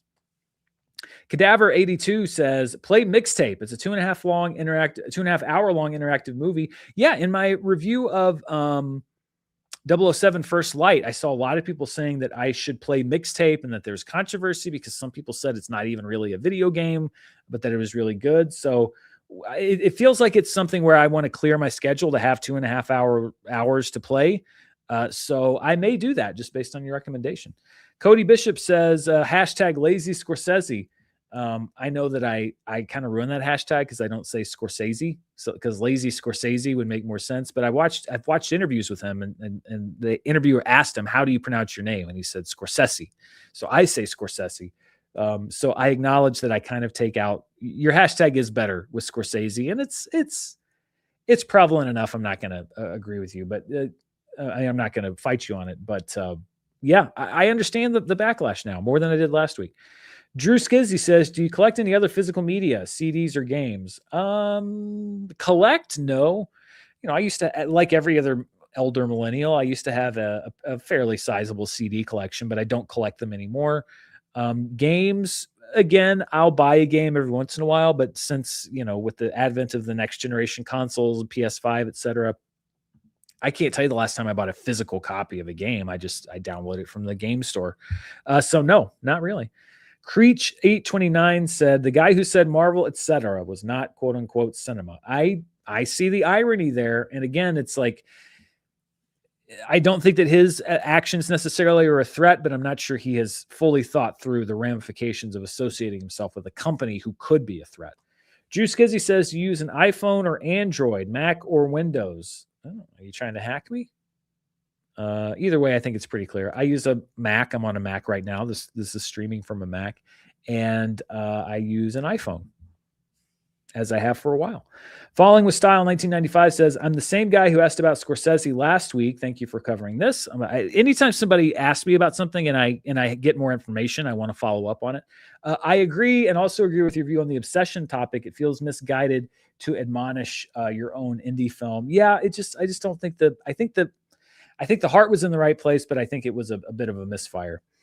Crit Nerd says, hey, Dan, are there any states that you haven't visited in the U.S. but have always wanted to? Cheers from Maine. Well, Maine would be one of them. I've heard Maine is absolutely beautiful. I've actually never really explored into New England at all. So I'd love to take a trip up to see. I've always wanted to see Boston, and then maybe in the autumn to go up and see Vermont, New Hampshire, and Maine. And I hear it's beautiful. I've been to the airport in Hawaii, but I hear Hawaii's beautiful. I've never been there. I'd love to see the beauty of Alaska. I've always wanted to go to see Yellowstone. There are plenty of states in the U.S. that I haven't seen that I would like to see, including yours. Thanks for watching from Maine. Rochester Producers 8847 says, summer of 2000, I worked on 2 local indie films. I volunteered, paid for my gas as an office PA. I don't regret it. I do regret not chasing a career to LA. Seemed too big a jump at the time. That's it's just kind of part of it. And like I said, you have to be very careful to keep an eye on that line between opportunity and a chance to get experience and being exploited. I understand it. It can be a very difficult thing to find that line. But I made that jump to LA, and it was a big jump. And there were a lot of years that I spent working the kinds of jobs that were described in that post. Low budget, long hours. But, I think that there have been some improvements to that system to mitigate. And again, especially in the case of people that have the money to provide those things and don't. I think there's been a lot of advancement in that in Hollywood. But I think that there's always going to be a certain part of it that's just inherent to the projects that are made on a low budget. Drew Skizzy says, any Southeast vacation spots you'd recommend? Well, right here in Northwest Arkansas, you've got Eureka Springs. You can go to Branson, Missouri, hit the theme parks, and they got a big Jesus statue up there too, if that's the kind of thing you're interested in. I'm trying to think.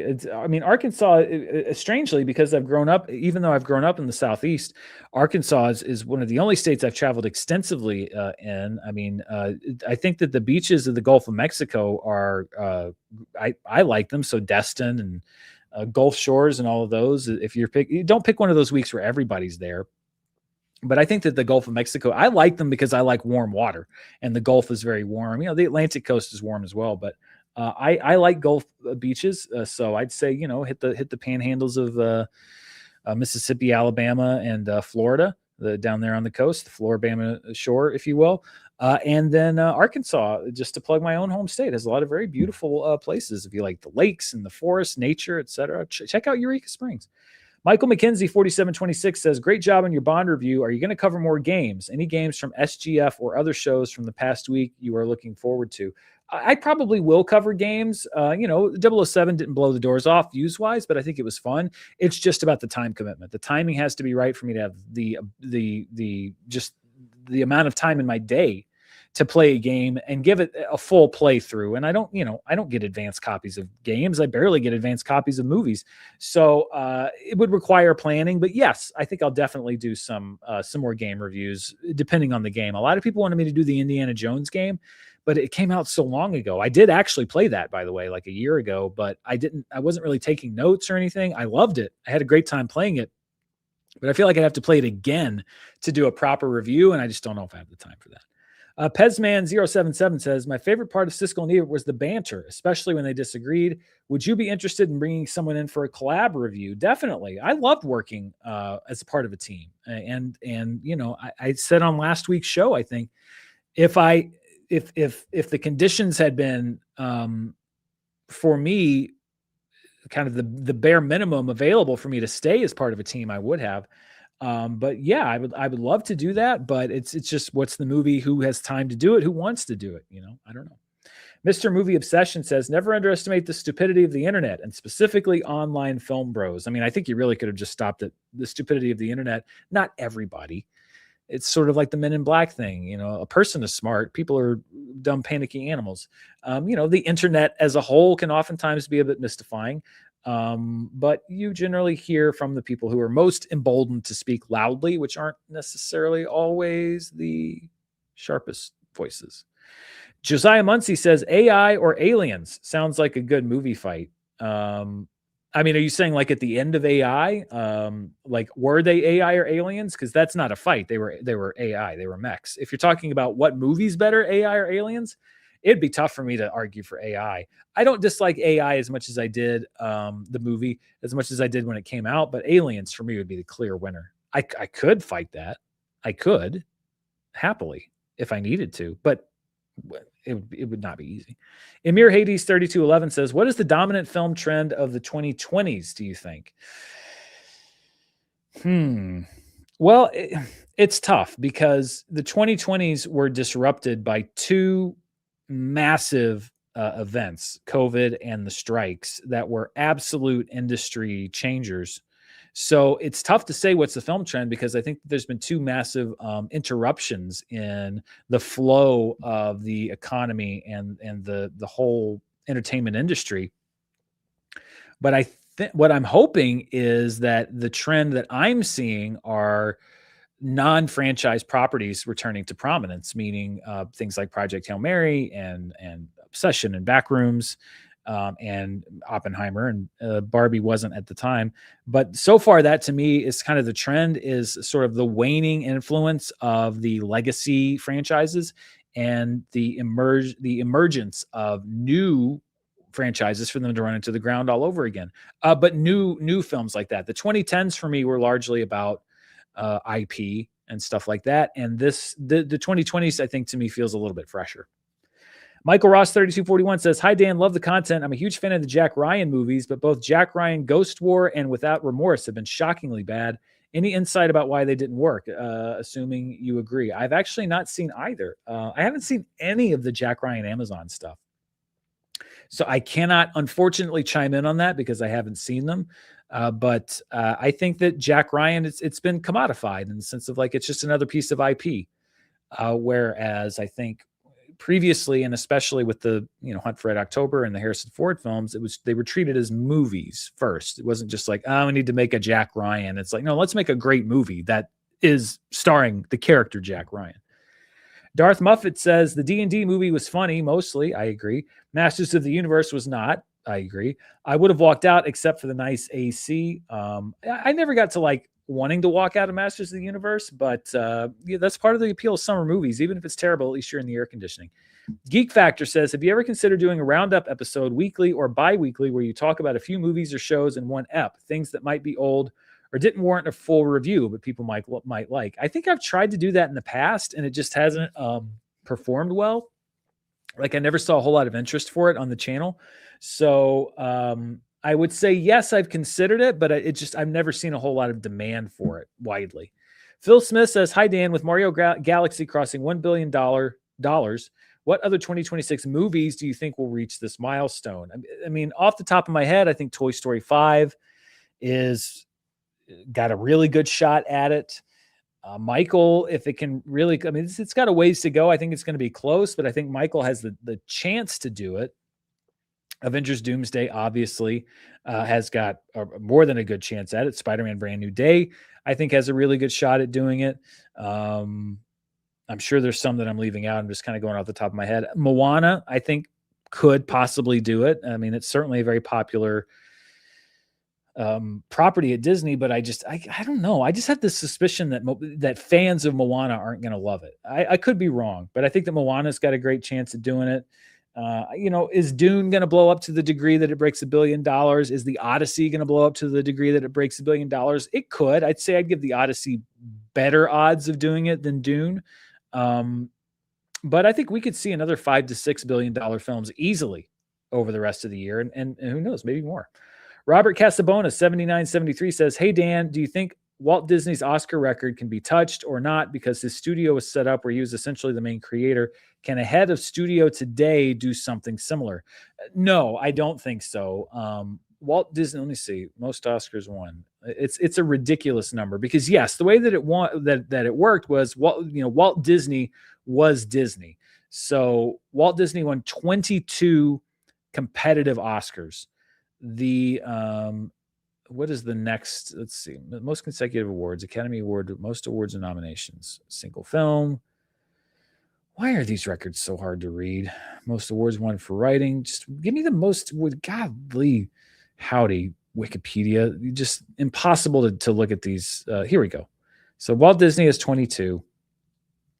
The next most is Cedric Gibbons with 11, Alfred Newman with 9, Edith Head. Alan Menken is the closest to Walt Disney with 8. Why? For some reason, my IMDb is in Italian, and I don't know why. Apropos of nothing, Alan Menken, Rick Baker 7, Gary Rydstrom 7, Dennis Murin 6, Francis Ford. No, 22 Oscars I don't think is possible. And for kind of what you said, Walt Disney set things up so that he was Disney. So all of those short films and stuff, like that was Walt Disney winning. Even a studio head or studio executive doesn't necessarily win an Academy Award. It's the producers of that film, and they're usually not an executive. So no, I don't see anybody touching Walt Disney's record of 22 because it would just be the volume required for that. I just don't think is achievable under today, the way that things work today. Matt Smith 2214 says, "Thanks for the recommendation of The Creator. I saw it was leaving Netflix, so I gave it a watch last weekend. I thought it was excellent. Cheers, sir." Well, thank you for saying that, Matt Smith 2214, because usually the feedback I get when I hear people watch The Creator is, "How dare you? How dare you recommend that movie? I hated it."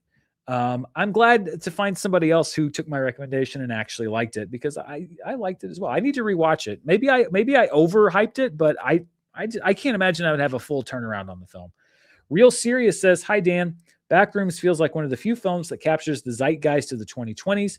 Are there any others you think will be thought of as part of a 2020s movement, the way that new Hollywood films belong to the 70s? Well, I feel like you need a little time to make that determination because at the time, I don't think people looked at Taxi Driver and they were like, this will be one of the landmark films of the 1970s. I think that the history books have something to do with that. Backrooms, I think you can kind of take a shortcut because it's so tied in with the emerging new generation of filmmakers. It's based on, YouTube and online culture that is kind of tied to the time that it was. So I agree that Backrooms is very much in that area, but I think it's a little too early to say, oh, this is going to, feel like one of the defining movies of the 2020s, because I think you need some perspective. What is the trend for the rest of the decade going to be, and what movies fit into that trend? So it's tough for me to peg another one to say like, oh, definitely this one feels like it's going to be one of the definitive movies of the decade based off of the overall decade. But Backrooms, I think, is a pretty easy easy one to categorize that way because it's so tied into the culture outside of just the movie itself. Limberlad says, what movies did you sneak into during your youth? Well, now that I know my mom is watching, it doesn't matter. I think the statute of limitations has expired. Friday, not Friday Night Lights. Varsity Blues, I snuck into. Got busted trying to sneak into the Blair Witch Project, so I did not successfully sneak into that movie. Snuck into American Pie multiple times. I think twice at least. Daytime during the summer, by the way, also, if you get the right staff, it could be a double-edged sword where they don't have anything else to do. But daytime during the summer was sometimes kind of an easy way to get around it. But yeah, American Pie multiple times. Varsity Blues, definitely. That was one of the few times I didn't feel bad about this. I bought a ticket to Varsity Blues and I got busted when they tore the ticket because they sold me the ticket. And then when I got up there to take it, they wouldn't let me in because one of my friends ratted me out because he looked younger than us. And so they're like, you can't go in. And he was like, well, they're not 17 either. Thanks. Appreciate it. So we went in through the exit. But I don't, but we didn't sneak in. I bought a ticket. They were going to take my money and I bought a ticket. So I didn't feel bad about that, but I definitely remember doing those right after I turned 16, stuck into that movie. What other ones did I sneak into? Trying to think. There was one summer, what was it, summer of 98? There was one summer where me and my best friend saw Dr. Doolittle like 5 or 6 times because that was always like our go-to, like, oh yeah, one for Dr. Doolittle, the Eddie Murphy one. And then went to go see something else. But those are the first ones that jumped to mind. And I didn't sneak into movies I didn't have the guts to sneak into movies. I was afraid of getting in trouble until I was probably 16 years old and I had a little bit more of that freedom. And it wouldn't be a consistent lie. So like the 1999 movies were a lot of the ones that I snuck into. Did I sneak into The Matrix? I know I definitely saw it in theaters, and Fight Club I definitely saw in theaters. So I might have snuck into those movies as well. It's been a little while. So I can't remember what I did or didn't sneak into, but I know for a fact I snuck into Varsity Blues and I snuck into American Pie twice. Geek Factor says, I've seen Ocean's 11 movies with less scheming than this, sneaking into R-rated movies. Well, listen, okay. So here, in case you couldn't tell, this was my function when I was a teenager in high school and even a little bit after high school, like when we come back from college. I would never necessarily dream up the scheme. I would never come up with the trouble. I was a good kid. I was never really looking to get in trouble. I was actually kind of deathly afraid of getting in trouble, but I wasn't going to be the stick in the mud either. So my role in the friend group was, okay, you want to do this stupid thing? You want to sneak over the fence and try to steal this deer from this concrete deer from somebody's yard and put it in the back of the truck? I'm not going to go with you because I don't want to do it. But what I'm going to do is I'm going to come up with a way that if somebody asks questions, then we're not going to get in trouble. And everyone would always say like, oh God, Dan, you're such and whatever. But I cannot tell you the number of times. So the deer example is a good one. My best friend will back me up on this because it was his truck. There was this house with this huge yard at the end of one of the roads, and they had these deer that were like probably about 20 yards deep. It was a big yard, and there were these big deer that you could see from the road about 20 yards into the yard and behind a fence. And one night my friends were like, we want to go take one of those deer. Now I was not in favor of this because that's an actual crime. It's not sneaking into a movie, but I was along for the ride and I wasn't like, let me out, I'm walking home. So I said, this was like the last time reasonably when kids would not have a cell phone. So I said, I'm not going to go with you, but here's what you do. Pull the truck over to the side of the road, put up the hood of the truck. And because cops drive up and down this street all the time, we know that they do, put up the hood of the truck. I'll stay in the truck. If a cop comes by, I don't want them looking at you running across somebody's yard because you obviously don't belong there. If a cop drives by, they're going to see the truck here. They're going to see the hood up. They're going to stop and see what's going on with the car. I'll be in the car and I'll say, yeah, the car, we couldn't get the cars stopped running. So my friends went up to this house to see if they had a phone because again, this was in the late 90s and it was reasonable to expect that this group of teenagers wouldn't have had a cell phone. I'm like, oh my God, Dan, you're so, and they're like, well, but what do we say is wrong with the truck? And I'm just like, this actually happened to my car. There was a loose battery wire. And so the power kind of cut out to the battery or whatever. And it didn't work. So they're like, oh, fine. So they pull the car over. They put the hood of the truck up. They go jump over the fence. I'm sitting in the truck. 30 seconds later, guess what happens? Cop drives by, pulls over, gets out of the car, says, hey, what's going on here? Just as he does, who comes hopping over the fence? My buddies who didn't realize that the cop was there. They have the deer in the headlights look, no pun intended. And I was just like, hey guys, look, there's a cop coming. And so he's like, what's going on here? And I'm just like, the truck stopped running and we had troubles with the thing and blah, blah, blah. He's like, oh, do you guys need help? And I said, no. And he said, why? Because it'd be suspicious if there was a truck pulled over, but we didn't need help to get out of the situation that we're in. I said, well, they went to go see if there was a phone that they could use. But while they were doing that, I looked, because this just happened to my car. There was a battery cable that was loose and we lost power, but I was able to get the battery. So we're fine now. And they're like, and my friends, luckily, were good at improvising. Like, oh, really? Oh, that's great. Great. And the guy's like, oh, yeah, you know what? That happened to me too. All right, boys, take it easy. And he goes. If I wasn't there, they probably would have been arrested for trespassing. If they've been able to get that deer, which thank God it was like a 100-pound concrete deer, because I could not have explained why they were taking the deer out of the yard. There was no way for me to get around that. I could explain why we were there. They would have been in trouble, but I was there. So this idea of Ocean's 11 and sneaking in, it's like, this was my role. I was always the guy that came up with the plan to get us out of trouble. And I've got to be honest, more often than not, it worked. Zach Likes Movie 72 says, do you think there's anything wrong with wearing pajamas to the movies? I do it on a regular basis. No, I wouldn't. It wouldn't be my choice, but I don't think there's anything wrong with it. As long as they're not like a, negligee or, I think that there's a limit to the pajamas that are acceptable at a movie, but whatever, wear what you want. Mr. Movie Obsession says, someone on the awards expert app made the claim that Disclosure Day is an allegory for the Epstein files. I mean, I guess in the sense of like government having files, that I think that's a pretty basic. I think that's a pretty basic comparison. That's a very surface level comparison. I think the movie's actually about things that are much, much deeper than that. I think that's just looking at government secrets, Epstein files. I don't subscribe to that necessarily. Damian Barriga says, okay, Dan, I just asked if you ever movie hopped weeks ago and you scoffed, but you just gave an elaborate how-to on sneaking in. Explain yourself. Okay, Damian, I will. I was not describing movie hopping, at least as I understood it. As I understood it, when you say movie hopping, that to me means you buy a ticket for a movie, and then after you see the movie that you bought a ticket for, you go see another movie without buying a second ticket. That's how I understand movie hopping. If you meant movie hopping as in you buy a ticket for one movie and you go see a different movie instead, I don't have a problem with it because you're still paying to see a movie.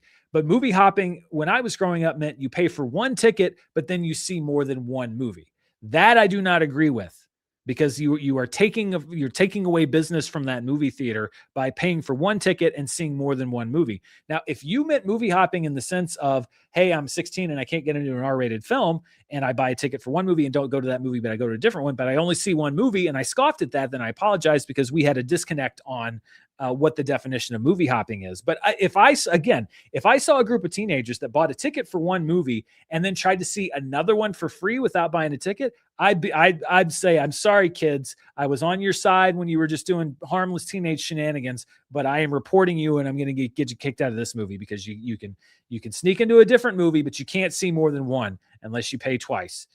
So that is, as I understand it, the difference that I'm making here. I'm not talking about taking a free movie. I'm talking about buying a ticket for one and going to a different one as necessity requires.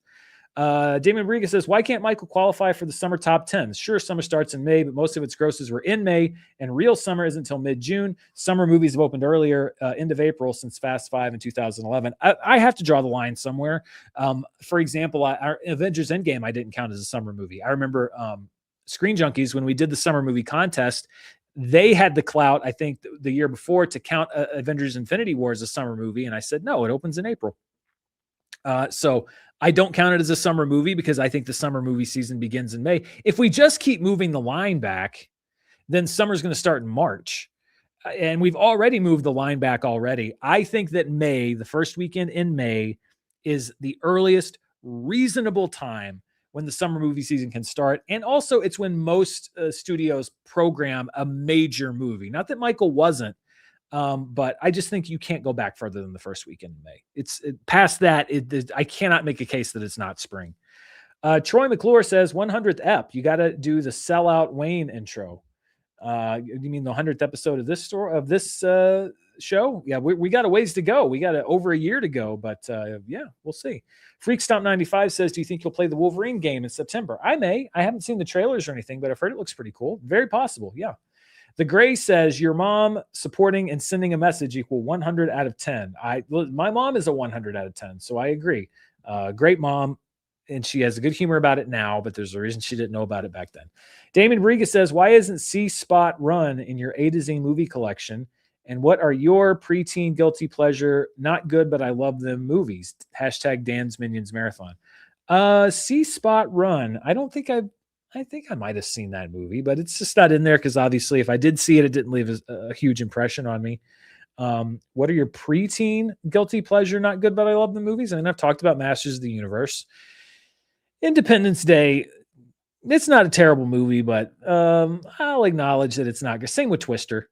They're fun movies. They're great movies. They're awesome in their own way, but I'll acknowledge that neither one of them are particularly great movies. If I'd seen them now for the first time, I might be like, oh, what's the big deal with that? But at the time, at my age, they were very important movies to me. So I'd say that both Twister and Independence Day fall into that list. I think they're good, but they're not great. They're not as great as I probably give them credit for, or they're worse than I give them credit for. And yeah, like Masters of the Universe, I watched all the time when I was a kid. I acknowledge it's a bad movie, but I love it because of what it meant to me at that time. So those are a few that immediately spring to mind. But the clock ran out on 1998's Godzilla. I do not share that so bad it's good thing with that one. Film Chirp 42 says, thoughts on Leonard Maltin. I have had the great opportunity and pleasure to meet Leonard Maltin a few times. He was on my show on Screen Junkies Plus. He was on Dan's Labyrinth, and we had a great discussion. We did a virtual thing for an episode of All My Movies, and I've seen him a few other times, just kind of out and about. I mean, Roger Ebert obviously for me was kind of my North Star, but Leonard Maltin was also one of the first film critics I was aware of because he was on Entertainment Tonight and he had the Maltin film guides and I had the Maltin film guides, and his advocacy and passion for classic cinema, I've always really looked up to. So he's absolutely an influence on me. Just the nicest man you could possibly imagine, the sweetest man, and so passionate and knowledgeable about film. And everything else. So just a pleasure all around. Every experience I've had with Leonard Maltin. Roman Borowinski says, I'm not sure if you talk about this already. I joined late, but did you see the trailer for The Social Reckoning? And if so, what did you think? I did see the trailer for The Social Reckoning. I'm curious. I think that Jeremy Strong absolutely nails the voice on Zuckerberg. I mean, he kind of like is embodying Mark Zuckerberg, but I was not as impressed from the trailers, from what we saw of the other performances in the film. Not that I thought they were bad. Nothing blew me away. And a lot of the dialogue in the trailer didn't really blow me away. It's tough to go from the look of The Social Network. And I know this is not necessarily a sequel, but they use the kind of end thing with they're invoking The Social Network. And that movie looked so incredible. And this one didn't look as great. So I'm still very hopeful about the movie because I think it's got some great potential. And you've got Sorkin back, but it didn't blow me away. It still remains one of my most anticipated movies of the fall, but it didn't sort of reinforce me and going like, oh my God, I can't wait to see this movie. It's much more about like, okay, all right, well, we'll see what happens. Mr. Movie Obsession says, I absolutely refuse to watch The Hate U Give. Okay, that's an interesting one. I saw it. I remember liking that movie, but to each their own.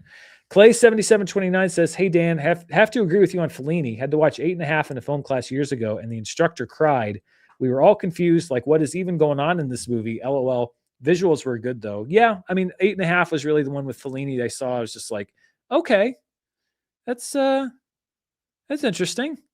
But listen, Roger Ebert, again, loved that movie, I think. So it's a big cinephile movie, just not for me. Drew Skizzy, I just saw that Variety is reporting a 24 Jump Street in the works. Jonah and Channing set to return. Really? That would be interesting. Let's see. Let's go over to Variety. Has there been a 23 Jump Street? Did I miss a 23 Jump Street? Are they skipping over? 24 Jump Street in the works with Jonah Hill, Channing Tatum, and Ice Cube in talks to return. It is the third installment. There was 21 and 22 Jump Street. Rodney Rothman will direct the film and wrote the script with Jonah Hill and Megan Malloy. Producers Lord and Miller are returning. They directed the first two films.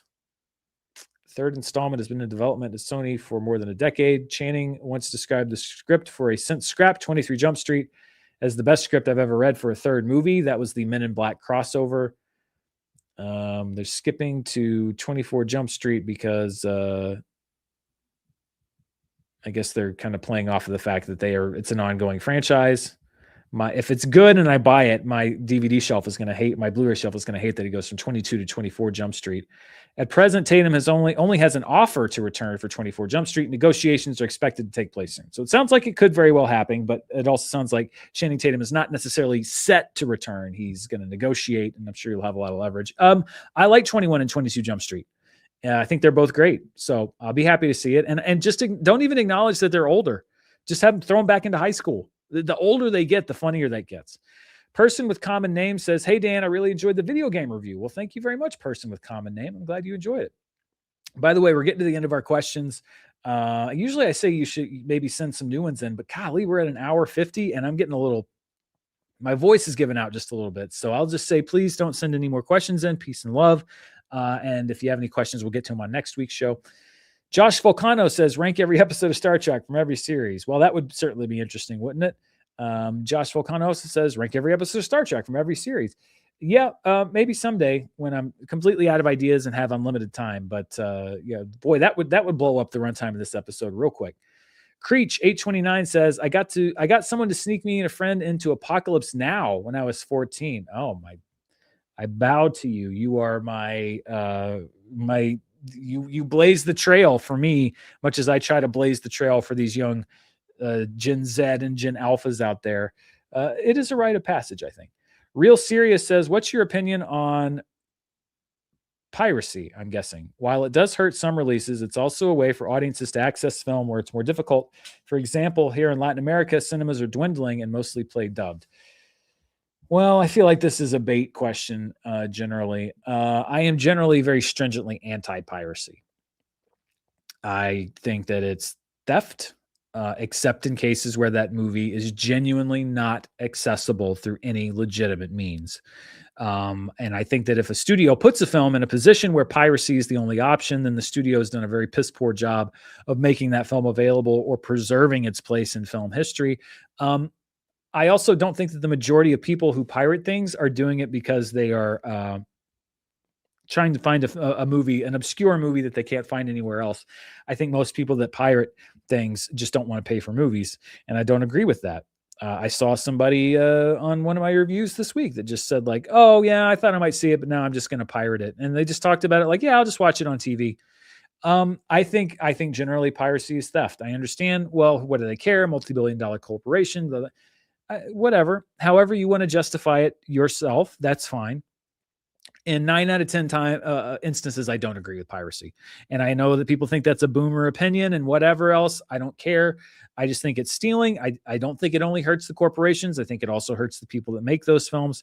And I think that it is only an acceptable discussion where a studio or an entity itself has not made a film accessible to people in a reasonable way, at which point that is on the studio or the person who owns the rights to that film. I hear what you're saying about Latin America, where there aren't many theaters and et cetera. But I think that you should pursue every legitimate means to watching a film before you go to piracy. And yeah, I'm not a fan. I understand.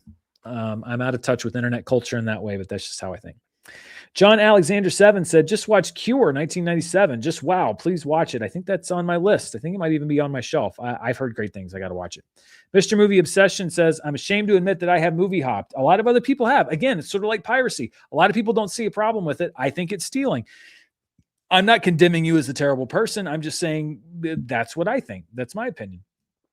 Napple Pine says, Inside by Bo Burnham and Jane Schoenberg movies feel like they are precursors to further Gen Z movies to come and could age into 2020s classics.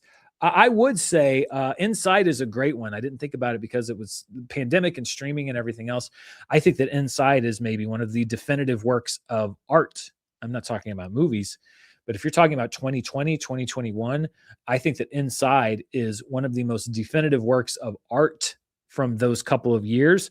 And I think that what Bo Burnham says in Inside regarding how we the relationship that we have with social media, the relationship that we have with the internet, the relationship that the people who are monetizing the internet and sort of using it as a tool of reckless commerce, especially with young people, a lot of the stuff that he is profoundly has been profoundly proven by the last few years. Jane Schoenberg movies, I agree. I think she's an incredible emerging filmmaker, and I'm looking forward to Teenage Sex and Death at Camp Miasma. But Inside is a great one because I think that is a moment-defining work of art from Bo Burnham. I was just thinking the other day, I need to watch that again because it's been a while. And I think this will be the last question. Tim L. Sim, thank you, Tim. Very generous, says, hope everyone is doing well before the sloppy chaos that is the FIFA World Cup in America begins tomorrow. With Obsession having one of the most powerful word of mouth I've ever heard of, what films had best word of mouth for you? I mean, I guess is the question, which film have I evangelized the most? Because I think I mean, if you go back to when Hereditary came out, I couldn't shut up. I can't shut up about that movie 8 years later, almost.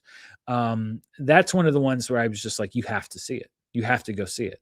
Shaun of the Dead for me was one, like I think I saw Shaun of the Dead 3 times in 1 week when it played in Tallahassee back in fall of 2004, because I was just like, this movie is incredible. So I took like 2 separate groups of friends and said, you have to go see this movie.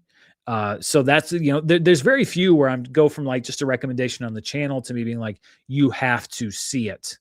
And those are 2 that I thought of the most were Shaun of the Dead and Hereditary were the ones that I was like the word of mouth that I think a lot of people are giving with Obsession, where it's just like, go see it right now. You have to do it right now. Sixth Sense obviously was one of those 2, although I didn't see that right away. I was kind of on the backside of word of mouth on that. All right. That is everything for this week. Lots of great questions. Again, almost a 2-hour show. Thank you to everybody who sent stuff in. Thank you to everybody who sent in a comment. And I'll be looking forward to catching up on what a lot of you said later on after the show, because I like to go back and see what people think about Obsession and everything else that we talked about here today. If you're not subscribed, please make sure to hit that subscribe button. Like I said, I've got some videos that I've been working on. I've been hearing a lot of great things about the Furious, I think it is, that's coming out this weekend. So I might check that out, and working on some other videos and all of that fun stuff. You can see my review for Disclosure Day, which came out yesterday, and also Charts with Dan. I'll be doing charts next week. You know everything that I do here at this point. But thanks to everybody who watched. Thanks to everybody who sent in a question. And I will be back live next week with a brand new Dan's World. Until then, stay safe, and I'll see you next time. Bye.